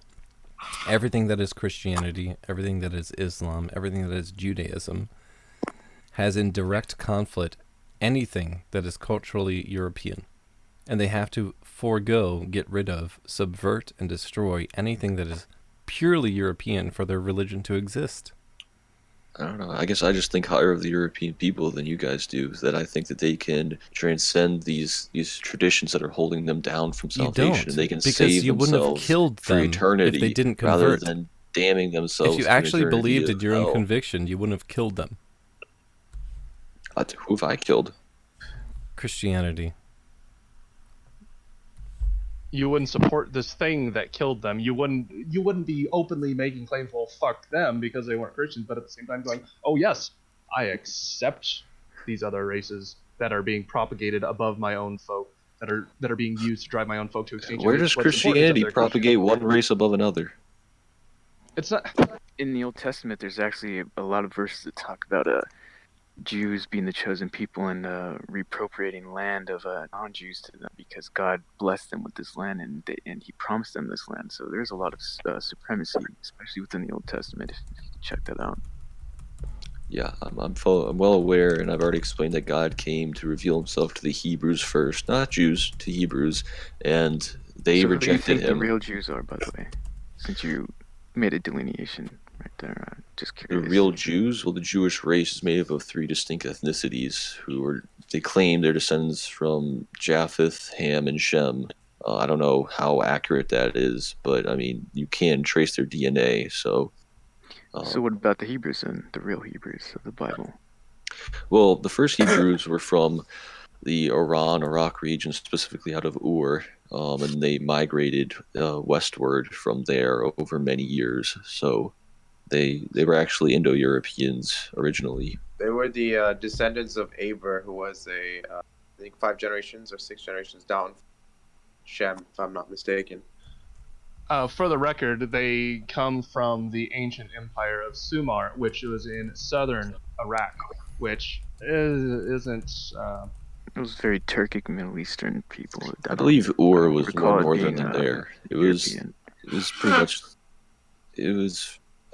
I'd have to look up on a map, but Ur was. I mean, first they migrated from the northeast of there down to Ur, and they continued migrating westward.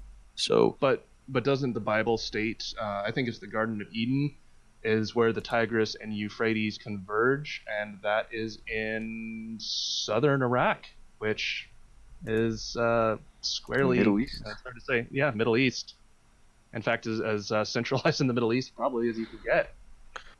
yeah, and the Hebrews before Arabs started migrating northward, almost all Hebrews were in the Fertile Crescent area, and they were, very olive, light-skinned, light eyes. So you're of the same thought of. So are you of the same thought process of a lot of identity Christians? Is that No, they believe that whites are the tribe of, is it Gad? I believe that the Christian identity believes. Jacob Israel is what they believe. Yeah, That's Jacob Israel. There's no scientific or religious proof to that. So no, I don't believe that. They think that Europeans are the descendants of Jacob. Yeah, I think we can all agree that's false. So you brought up the light eyes, light skin thing, and I find that interesting. And I'm bringing this up because it's an argument that I see both amongst tradcaths and the retards that you just admitted that are full of shit too. That the term Adam means red in the face, and therefore he was white because only whites can blush. I mean, what are your thoughts? Honestly, what are your thoughts on that? Because I've seen that as an argument, and I looked into the etymology of the name Adam. I have never heard that argument before, and I don't necessarily agree with that. Well, I have. I think that all the characters in Scripture are Indo-Aryan, starting with Adam. Most of them are. Later on, there was more mixing going on, but as we all know, they were pretty ethnocentric, tribal people, so there wasn't too much mixing. So even when they moved into more Arabian areas, they remained a different ethnicity. My personal view on the start of when races and nations came to exist is when at the Tower of Babel. That's when the divisions occurred. Yeah, and so it's actually possible there was more mixing before the Tower of Babel, and then they became more ethnocentric. There's actually not many recorded records about the ethnocentrism of the Hebrew people before then. Well, I asked because you mentioned that they were light eyes, and the name Adam means ruddy. It doesn't indeed mean ruddy, but it doesn't say anything about specifically the face. It just says ruddy of skin. It's also the Hebrew word for, or a Hebrew name meaning of the earth, which is talking about the color of the earth, which in that region is very not light. It's very swarthy, red. Very. I'm not basing it off the Bible. I'm talking about the literal migration movements of the peoples of that time period. Oh no, I know. I was just throwing that out. That's an argument that I've seen. I thought you might actually find that interesting because that's one of many claims that I've seen thrown out there, and I've looked into it. I'm just like, no. And it came up because you mentioned light eyes, light skin. So I thought that dynamic there was intriguing. Well, lighter, not relative to the people around them. Like, as we're aware, the Northern Persian Empire, before it was mixed, the Babylonian Empire took over. They were, more Northern Iranian than they were Arab. Yeah, and I mean, even still today, you see a lot of Semitic peoples that are much lighter than their neighbors to the east and west, which of course would be the Indians and the Africans respectively. Yeah, I mean that entire region was lighter before northern migrations. Even North Africa was similar to like Italy is today.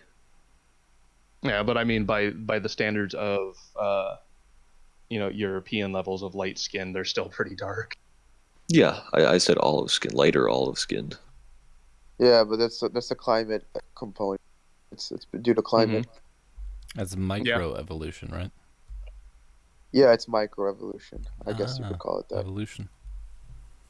Yeah, I mean that's just a term, I, but I just call it adaptation. yeah, this whole thing was an aside, though. I mean, the fact of the matter that we didn't really resolve. I Well, don't think we'll yeah. reach a Anyway, I resolution. would say that Broseph gave me all I needed. I don't know if Will Grim It's Zyklon, anything but else that the reason I've been you want from quiet them? is because Broseph has been making a lot of arguments that don't really want to. I didn't really want to make, so that's why I let him have more. That's fine. If you'd If like I to were make some talking, it arguments would now, you can go completely. ahead.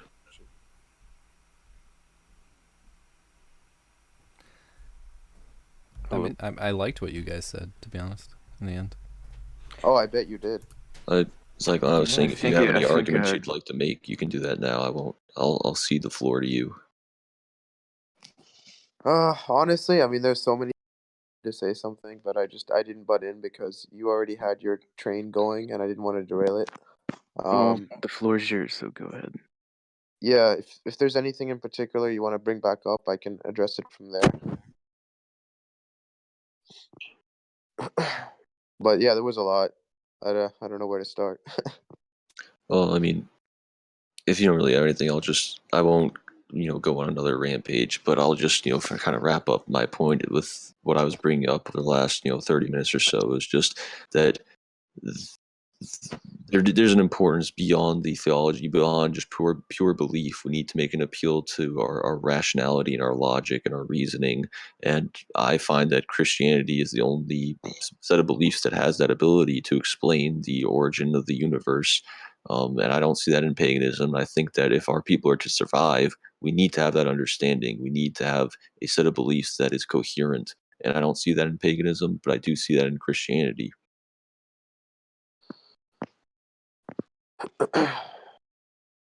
By the way, on that note, look into other, even non-European forms of paganism, and you will find creation stories that aren't cyclical there as well. If you want an interesting intellectual pursuit there, um, Northern European Germanic paganism, it could be And others as well, but this one I know for sure is cyclical in nature. Yeah, and on that, we don't have to get into another argument about it, but the reason I say that the only Christian explanation is coherent is because of the other attributes Christianity applies to God, where He is omnipotent, omniscient, omnipresent. That is the only explanation where there could be all those attributes have to be applied to an unmoved mover, an unchanged changer, pure actuality, and that is why Aristotle and Aquinas' arguments for God and the explanation of the creation of the universe paired with the Christian definition of God. That is why it's the only coherent belief system I have found. So you mentioned omnipotence, divine omnipotence, and there's a few problems with that. God, if He exists, is omnipotent. It's people argue though that the concept of omnipotence is a paradox. It's logically incoherent, and so that it is logically impossible that there be any being that is omnipotent. This position, if it can be sustained, precludes the existence of God. The argument that the concept of omnipotence is paradoxical is best introduced by presenting the theist with a dilemma. Any one of a variety of questions such as can God create a rock so heavy that he cannot lift it, or can God create a law that binds himself, might be posed in order to introduce it. Um, here's some other instances of paradox. God can or either can or cannot create a rock that is so heavy that he cannot lift it. If God can create a rock that is so heavy that it cannot lift it, then God is not omnipotent. If God cannot create a rock that is so heavy that it cannot lift it, then God is not omnipotent. Therefore, God is not omnipotent.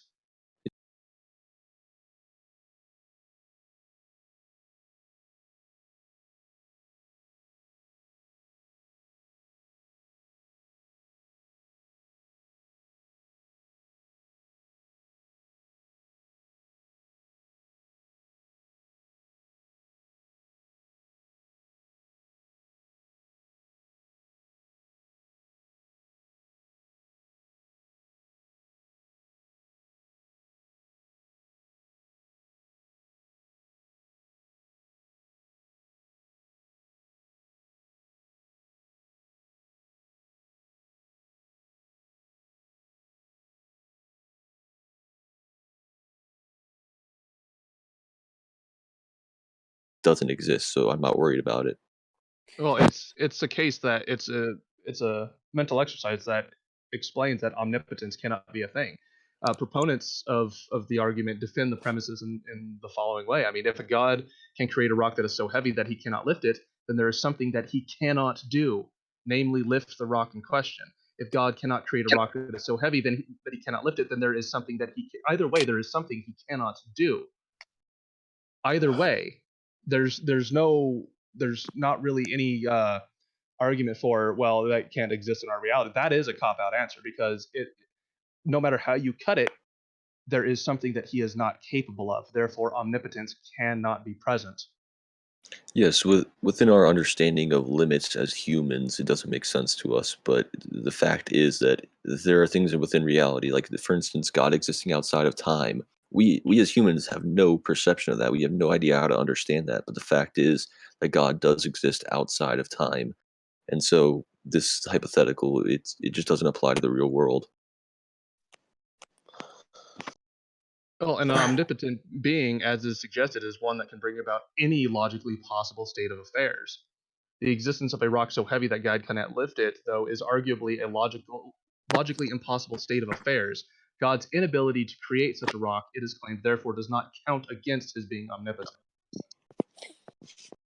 I understand that, but the problem is that it doesn't so much question God's omnipotence, but rather what omnipotence means. Because then, like I said, it wouldn't be omnipotence if he were able to, create something that he wasn't able to do. So it wouldn't be omnipotence. Right, and under omnipotence, you need to be able to do anything. However, that is an absolute impossibility. And to just throw it out there as well, it's not possible under our reality or whatever. That's a cop out answer. That's a non-committal answer. Either he can Well, or it's he not can't. just. But the thing is, that then creates the problem of the other one being impossible. Therefore, he cannot do both.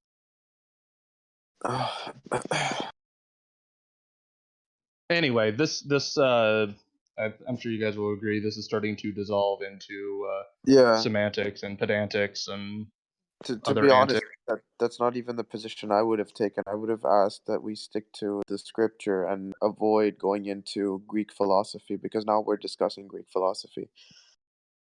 Well, I mean, yes, that may be your position, but I find that Greek and Roman philosophy simply backs up my theology even more. So that's why I normally take that Yeah, approach. I understand that, and that is exactly why I was quiet, because I don't necessarily agree with all Roman or Greek philosophy myself. So I would have diverged with you on that. Okay, and that's fine. I mean, we can have differences on the same side as well. We talked about this before the stream that um, even though on the Christian side we may all be Christians, we may have some differences. I don't have a problem with that. But this is Yeah, just the way I approach this argument, because I find that you really, in order to have a coherent spiritual belief system, you need these things. This is essential. yeah. Like I said, that is exactly why I want to focus only on scripture, because if we go up to philosophies outside of scripture to back up scripture, I think there's more likely that we have diversity in opinion.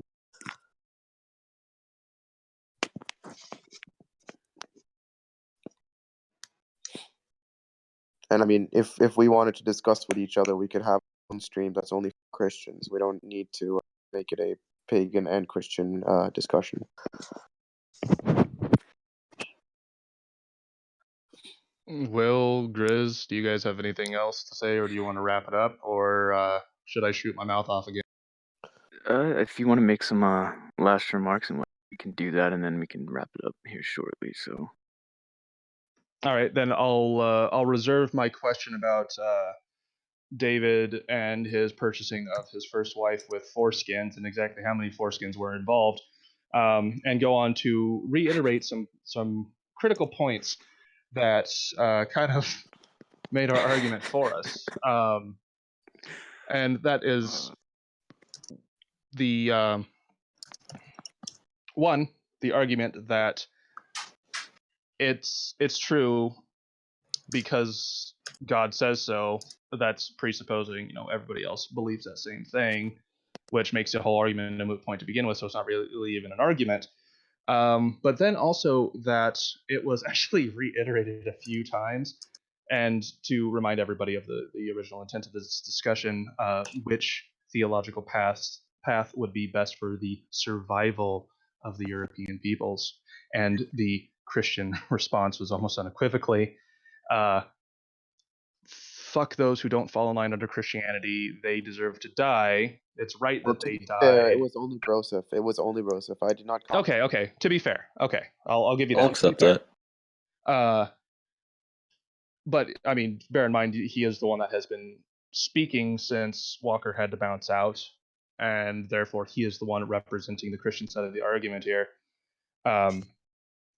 He said, "Fuck those guys for not following Christianity. They can burn. They can die. You know, those fellow Europeans can die because they're not Christian. But those Africans, those Middle Easterners, those South Americans, those cartel drug lords that are fucking the U.S. over from the South over here. Yeah, no, they're cool. They're cool. They're Christian. They repent their sins. They're cool."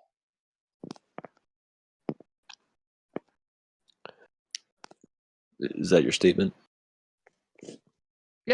Yeah, that's it. All right. Broseph, you want to give yours? Sure.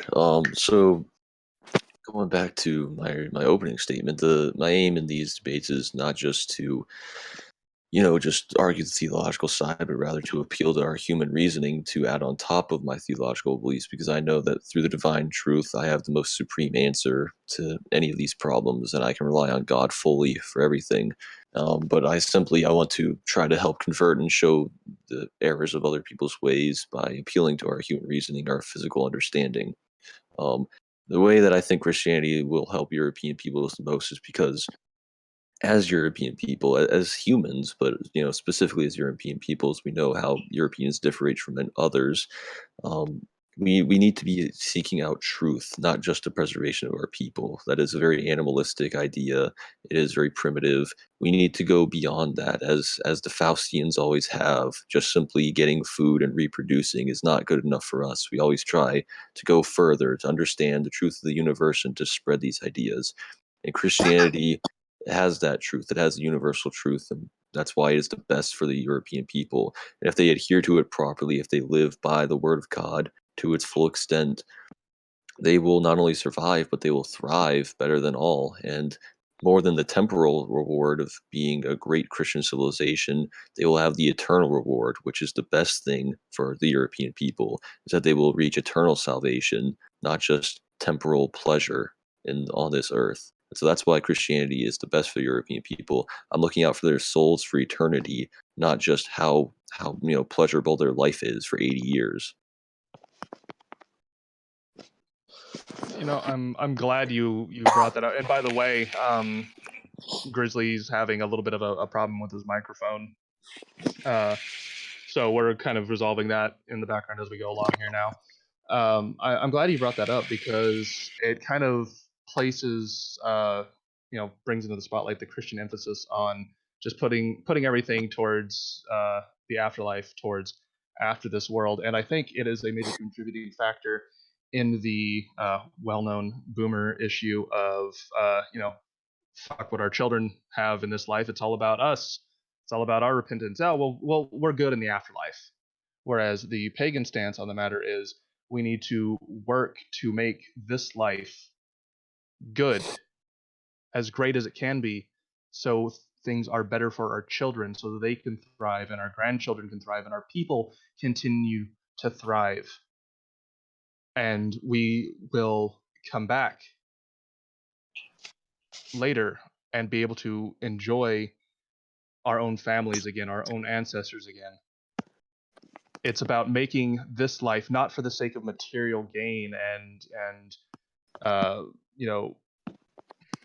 indulgent deviance. It's about making it legitimately good. The focus with paganism is on this world, the life we have, the one life we have, to make it as great for our children and our progeny that come after. We don't put it all off to the afterlife on the chance that, we'll get into heaven and everything will be jolly for eternity after we die. Oh, the world up, fuck it, it'll burn.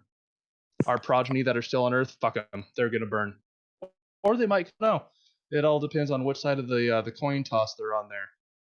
But paganism, it's about the world that we have to live in, that we can look at and is substantial and we know is there, and make it as good for us and our children and our grandchildren and our great grandchildren as can be. To that, I would say that I don't really disagree with the premise there, and again, I think that Christianity has the answer to that. I'll just make a quick analogy for this, where if you want to better your mental health, you can. One option is to like take antidepressants, for example. That will directly help your mental health.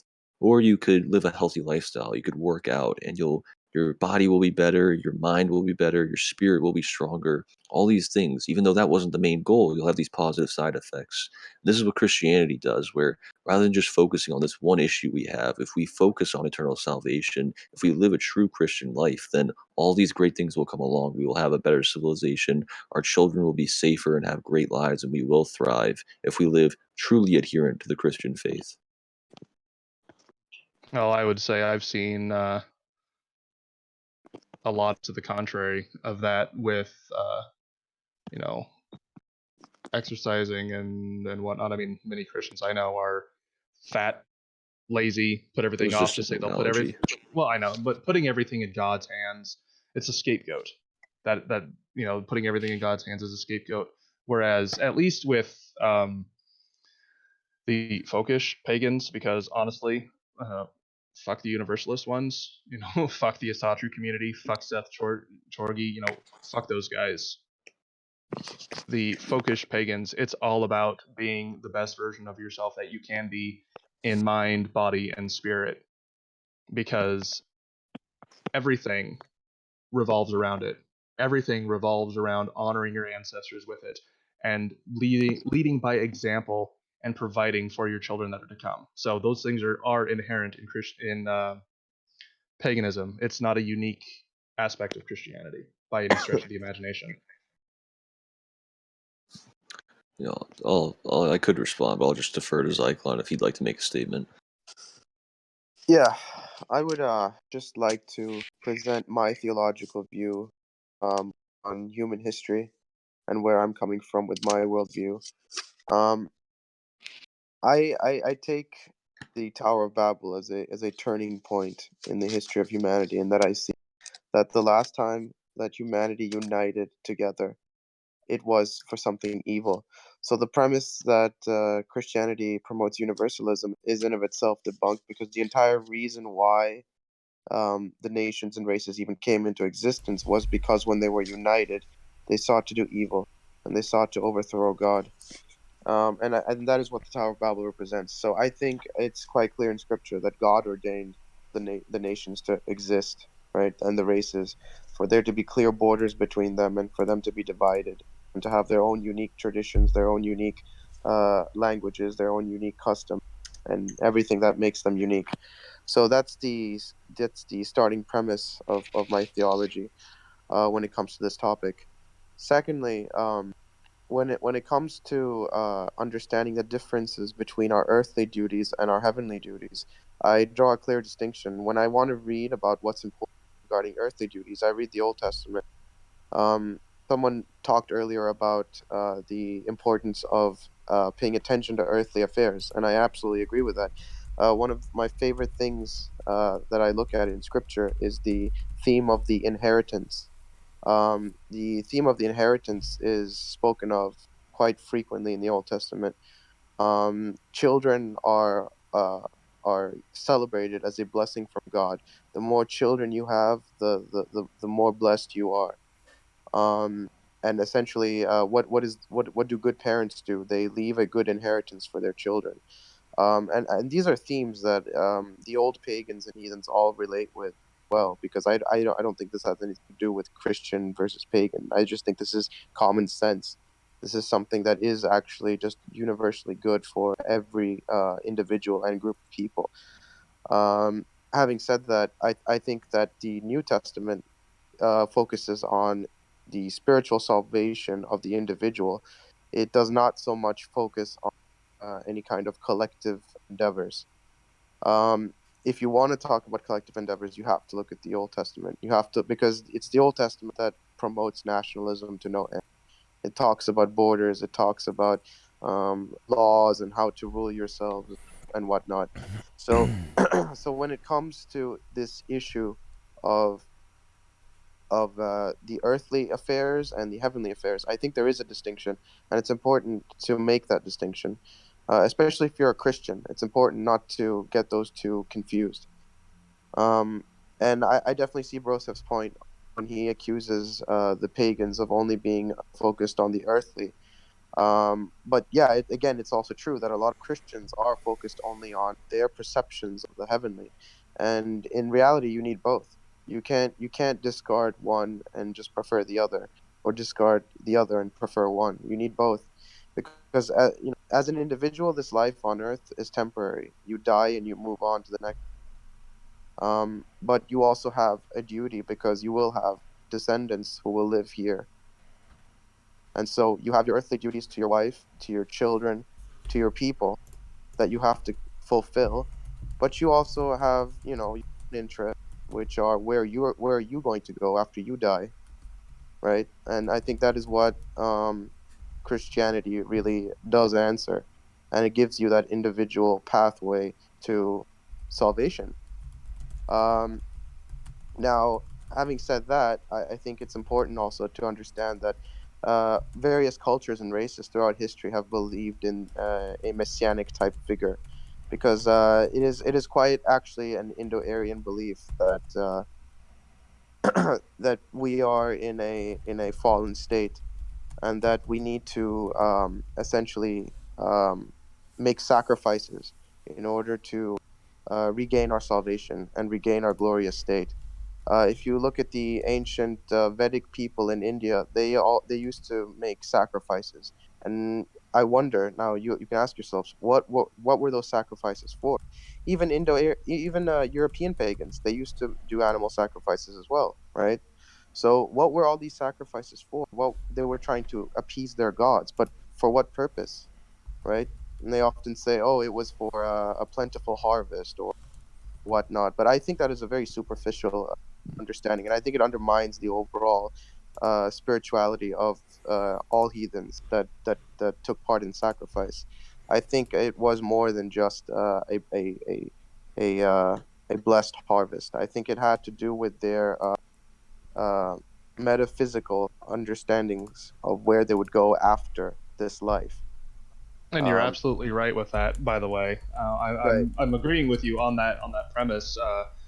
But I mean, I will say that there is a concern for the afterlife for us personally, because it's what the whole concept of honor is based on, rather than Right. just morality. Because if you were a rapist, a murderer who killed in a dishonorable way, there's a few other examples too. You are considered the worst lot, and in the afterlife, you came face to face with Hela. And if you Yeah. were one of these deplorable wretches, your spirit was cast down to the roots of the Yggdrasil, where the serpent Nidhogg is gnawing on the roots, and your spirit would be consumed and obliterated and not permitted to continue existing by virtue of the fact that you were such an awful person and harmed your own people. Whereas worthy warriors would go to Valhalla or Freya's Hall, but most people went to the to live with their ancestors and watch over their family. It's considered an honor to be able to, because you're getting to continue to care for your loved ones for eternity. So I mean, there's the spiritual aspect there too, and Yeah. it's not something to be taken lightly or disregarded. In fact, I'd say there's a lot of thought and things to consider with that idea, rather than just the dichotomy of heaven or hell, for instance. Um, it was very much how you conduct yourself as a person in this life So, I mean, even the argument of morality, or being a good person, isn't unique to Christianity. In fact, I would argue that it was more intricate and detailed and fleshed out under, at least, the paganistic belief that I adhere to. Well, that is actually my point. My point about Christ is that he is not just the Messiah of the Old Covenant, but he is the Messiah of the pagans as well. That if you study Vedic scripture, it also talks about a Messiah figure. It talks very um, in great detail about what he will be like and what he will do and how he will die. So the point I'm trying to make is that the only thing that I would say you should really take into account regarding Christianity, because you're right, it is very divided. It has a lot of Neoplatonic influences. It is riddled with all kinds of heretical beliefs. Especially today, I think now more than ever, there's such a huge divide between what Scripture actually teaches and what Christianity actually does. But but if you actually take a look at the messianic archetype that is prevalent in all Indo-Aryan peoples, um, then I think Christ is a good candidate filling that role. And I think that is all he really ever was. He was the sacrificial lamb, would reunite us with our Creator, with our Father in heaven. That's it. That did not change any of our obligations to our families, to our children, to our nation, to our race, etc. All of that stuff remains, right? Even if you look at the letters of Paul, Paul talks about preaching the gospel to the nations. He tells everyone not to interfere with their traditions and customs, right? He says only to preach about the Messiah, and that's it. If one of them, let's say, it talks about eating certain foods. If they eat certain foods, don't tell them, oh, this is unclean, or don't tell them you must circumcise. Circumcision or uncircumcision is nothing.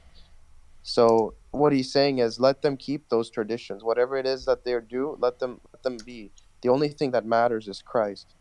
So there actually, according to real scripture, there is actually no imperialism. But unfortunately, that's not how it panned out throughout history. There has been a lot of things that are disagreeable with scripture, and I don't think it's fair to blame Christ or to blame doctrine for things that people subverted and misused and mishandled, because I think that is has less to do with theology and more to do with natural characteristics of people and individuals. Because honestly, most of the time when something is done, it's not done openly and clearly. There's often an excuse that is used that seems righteous and just, but the true motive is often different. And I think you would agree with that. Yeah, and it's why I follow paganism, because as you mentioned, there are all these problems with Christianity, and you can break these down into several categories. Whether it's the rampant sexual abuse scandals, or the contradictions in scripture, or the Yeah, discrepancies between the thousands of different sects. At the end of the day, it's still a faith that has its roots in a foreign land, in a foreign people. And I go with paganism because I know that it is of my people, it is of my blood, it's of ancestors that predate when Christianity converted Europe by thousands and thousands of years. Most of my ancestors were pagans. I mean, yeah, a few are Christians. And most recently, I mean, I was raised Methodist, but the vast majority were pagan. And I honor all my ancestors. My own grandfather is one of the biggest role models in my life, one of the smartest men I've ever known, and he's the one who's responsible for me, to not to toot my own horn here, but being as intelligent as I am, amongst other things. And I don't disparage him just because he was Christian. I mean, he was my ancestor, and that's yeah, that's the core of my belief, is that veneration of my ancestors, because it's their lives, it's their trials, it's what they learned and what they suffered through going back tens of thousands of years, that's resulted in me and my right. children, and And that's why I adhere to it. I want to point out that what you just said, respecting your ancestors and holding true to their history and story, does not contradict actual scripture. You can find examples throughout scripture where any particular person is looking back to something his ancestors did or said, right? Including the Samaritan woman at the well. When Christ meets and talks to her, she talks about her ancestors drawing water from the well for generations as well. So this woman, the Samaritan woman, clearly had a very strong connection to her ancestors because she based her entire activity on what her ancestors used to do.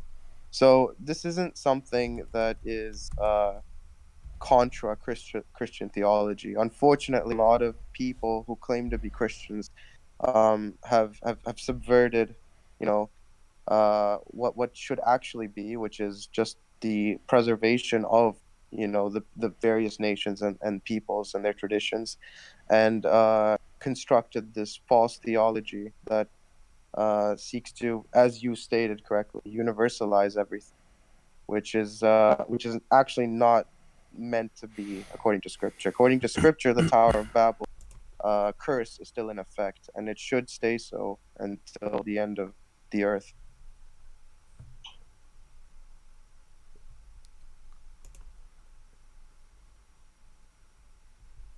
I was And hoping Grizzly's mic was fixed at this point. this, Hold I on. just want to say this is also He's why back. I was quiet the whole time.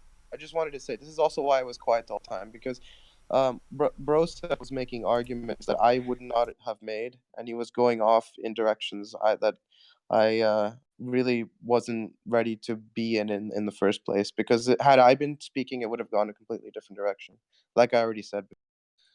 Well, truth be told, I really, I think you actually said some very insightful and good things. I mean, you even played the devil's advocate there, to kind of use an ironic statement coming from me. And I applaud you for it. And I do wish you had spoken up sooner because I mean the argument or the discussion could have went in a very different direction. Um, but I mean, this is getting to the point where I think it's starting to drag on. I'm sure everybody here will agree. Yeah, it's Uh, unfortunate because I could have gone a lot of nice places where I think we would have had a lot of. yeah, I mean, maybe you and Grizzly, or you and Will, or hell, even you and I can organize just a nice chat between us where we won't even really debate, but kind of just talk about these fundamental things. Yeah, yeah, that would be good. I'd like that. I think, to be honest, no disrespect to Walker and Broseph, but I think it might actually be better if we just do a 2-on-2 or a 1-on-1. Three on what is it, four? It's a bit too much because there were so many people in here. I did want to talk, but like I just couldn't find a good opportunity. Well, Yeah, for the and record, no it disrespect, was Pagan. even numbers when we set out to start doing this, and then unfortunately, one of the people that was on the Christian side of the argument had to back out because she had other obligations. But I mean, we did try to keep it as even in numbers as we could. Yeah, and I'm So, I'm saying it's not. That's not the problem. The problem is we were too many to begin with. oh yeah, well, I mean, either way, I mean, I think it was a pretty good debate. And Yeah. Grizz, I mean, your mic's working again. Or not. Yeah, no, it is. It's working right now. But yeah, no, I appreciate everyone being on.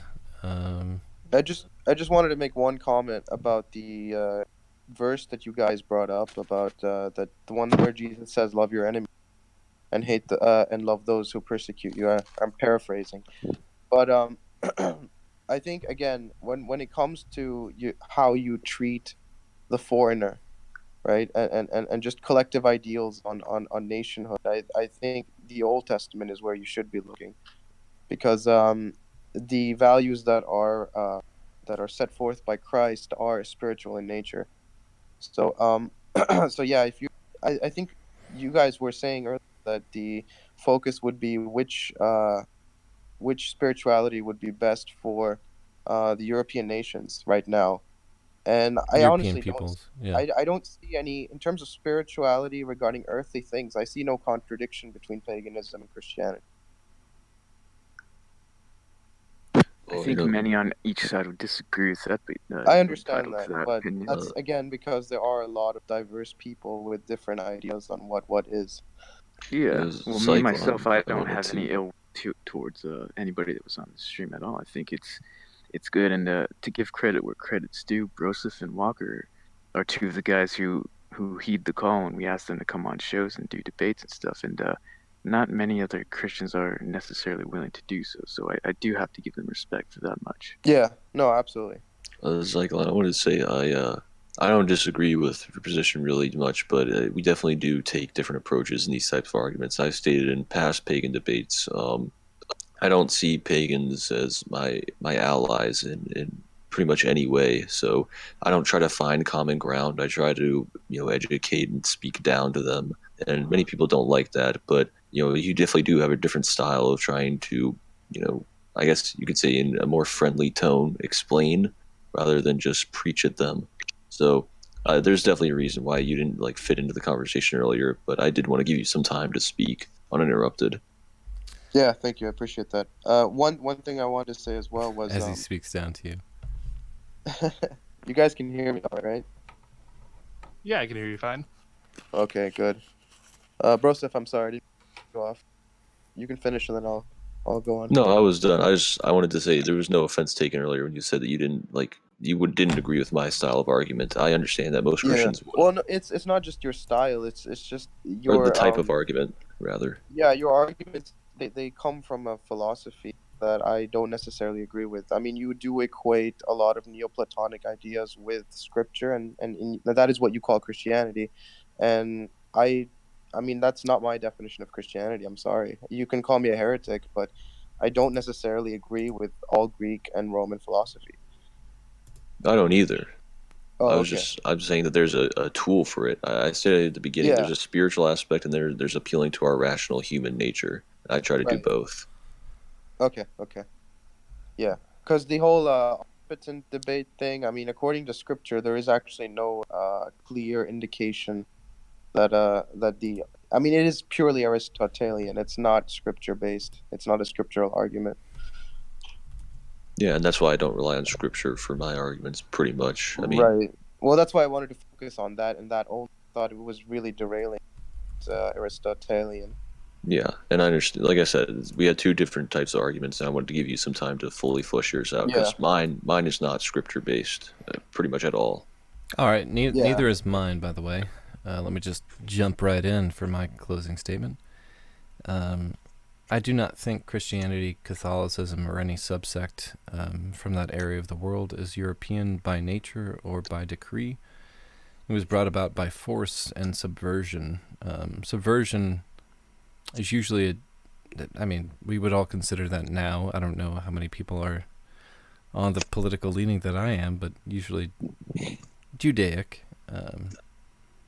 There is another subsect of Abrahamism that is very destructive, and I call that Islam. We've all seen, ISIS going into certain areas of the world and destroying any cultural site they have, or pagan site, or anything else. Christianity was never European. That's been my statement on the outset, and you've confirmed that. I think you've said it's existed in Europe for a long time, yes, but even you've declared that as universalist, which was my main argument, but you definitely declared that on the outset. The only thing that is truly European is our fundamental religion, our fundamental traditions, pre-Christianity, because obviously that would be purely European in my mindset. Anything that is thoroughly us is what I want to go back towards. And that doesn't mean being a pagan even. That just means going back traditionally. I'm not asking everyone to be pagan.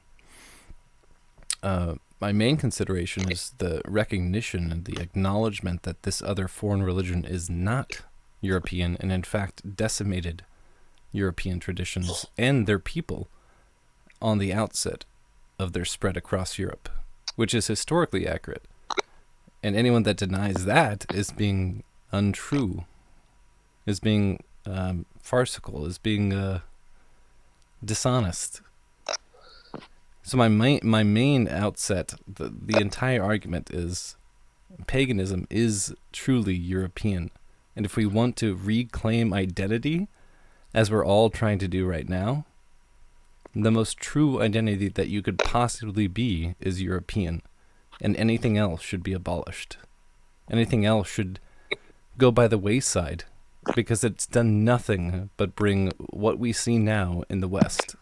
And I mean that since the dawn of the Roman Empire bringing Christianity to Central Europe and beyond.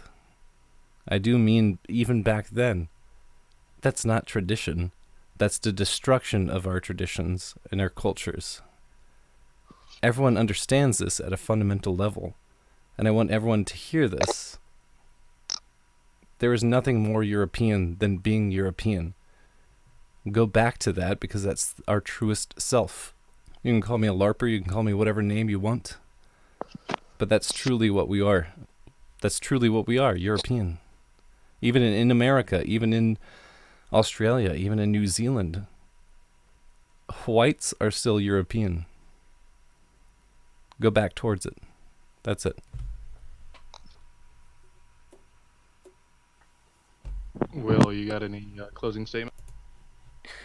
Well, I was just going to say, if anyone doesn't have anything, I would just like to thank everybody on the panel for coming on tonight and, debating these contentious topics. And at the end of the day, for me personally, I don't hold any ill will towards white ethnic European Christians at all. And that has never been my gripe or my desire to label them as my enemy, so to speak. But yeah, it's been almost 4 hours now, and I'm actually, getting a little tired here. But yeah, thanks to everyone for jumping on, and hopefully we can have more conversations like this in the future.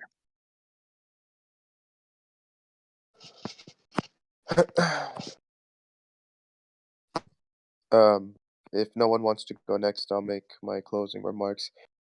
I Is just this wanted like to your say that- fifth closing remark, or I'm just joking? No, it isn't. I actually haven't talked much at all this entire stream. All right, go for it.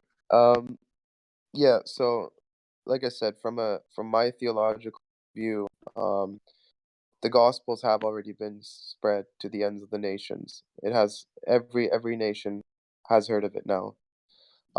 So it's been spread for a while now. It's been heard. So people have made their decision whether to accept Christ as their savior or not, or delegate to something else for their spiritual salvation, and they are at liberty to do so. Again, I want to reaffirm this point that no matter which decision they make, that does not influence their earthly duties and what they have to do for their own people, for their own children, and for their earthly well-being. Short term and long term.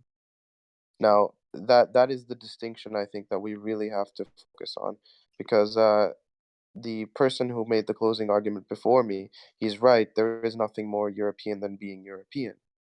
And again, I'm I'm pretty sure he's referring to the survival of the European nations in earthly terms, right? Which of course is linked to spirituality. But again, I don't think that has anything to do with accepting or rejecting Christ, because your duties remain your duties on earth to your children, to your people, whether you're heathen or whether you're a believer in Christ. It makes no difference.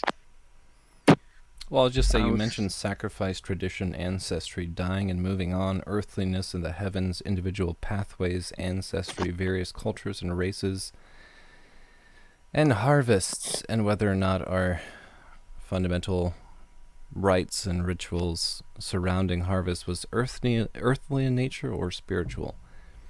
I'll say everything that you talked about Christianity doing is pagan in nature. And it has been since Christianity's involvement in Europe.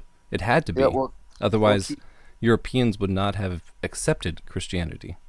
right. In fact, Keep it. despite the slaughter of Europeans, we still held on to those pagan rituals and rites and religions. And the fact that it was subverted is my main contention. And the fact that people call that Christian or call that European is my main contention, because that's not. That is subversion. That's what another Judaic cult also has done across the West in current society. And I do not condone that either. And I Yeah, speak I actively against it. I understand your argument. I just disagree with your premises and your conclusions. Well, I would say under the premise on which this debate was established, which religious faith and spirituality is most beneficial to the survival of our people, I would say the pagans made the better case, and that is the only way forward for our people for survival, and anything other than that will lead to our downfall. All right, I'm gonna go ahead and put in my goodbyes and good nights, and just a quick friendly reminder to everybody, specifically those who have made a game out of this debate in the chat there. Remember, everybody, eat your oysters. It's good for your tea level. Thanks for coming on, man. Appreciate it. Yeah, thank you, Grim. Thanks And for with having that, me. You'll come on again. yeah, thanks to Broseph and Goy or Shlomo. I forget those names mixed up. But thank you guys for joining us. And Grizzly, I'll let you close this out. All right, awesome. Well, I do not hate any individual Christian that has come on the stream at all. And just in case you're wondering, I don't actually want you to go to Helheim. I don't want you to go to hell, your hell. I don't want you to do anything but be purely European. That's all I want for all of my people. In fact, I love the 14 words because they directly are in contribution to my religion. Paganism, European paganism, to be exact. Anyway, let's just end off here with any closing remarks that anyone has. I think most people made them, but this was a good debate. I think we should have more conversations like this. Maybe not 8 on 8 or 4 on 4 or not 8 people in total, but even 3 on 3 might be too much. I think 1 on 1 or 2 on 2 might be better. Sure, 1 on 1 would work well. I think just people presenting what they truly, and we're passionate here because we, I hope, care about our people. I think that's what most of us are here for. And pagans definitely care about our people. We just have a different idea of the best future for our people. I think Christians probably would say the same. And I think that kind of, it's not really a fight, really. It's just a difference of viewpoint or a difference of understanding. And I think that more people exposed to those two different thought processes, the better. Yeah, it's a good point. But we'll have something like this in the future. I want to welcome all our guests back on, and thank you for coming here. I want to play us out with the same soundtrack that we started with, and if everyone wants to mute, we can end the stream for now.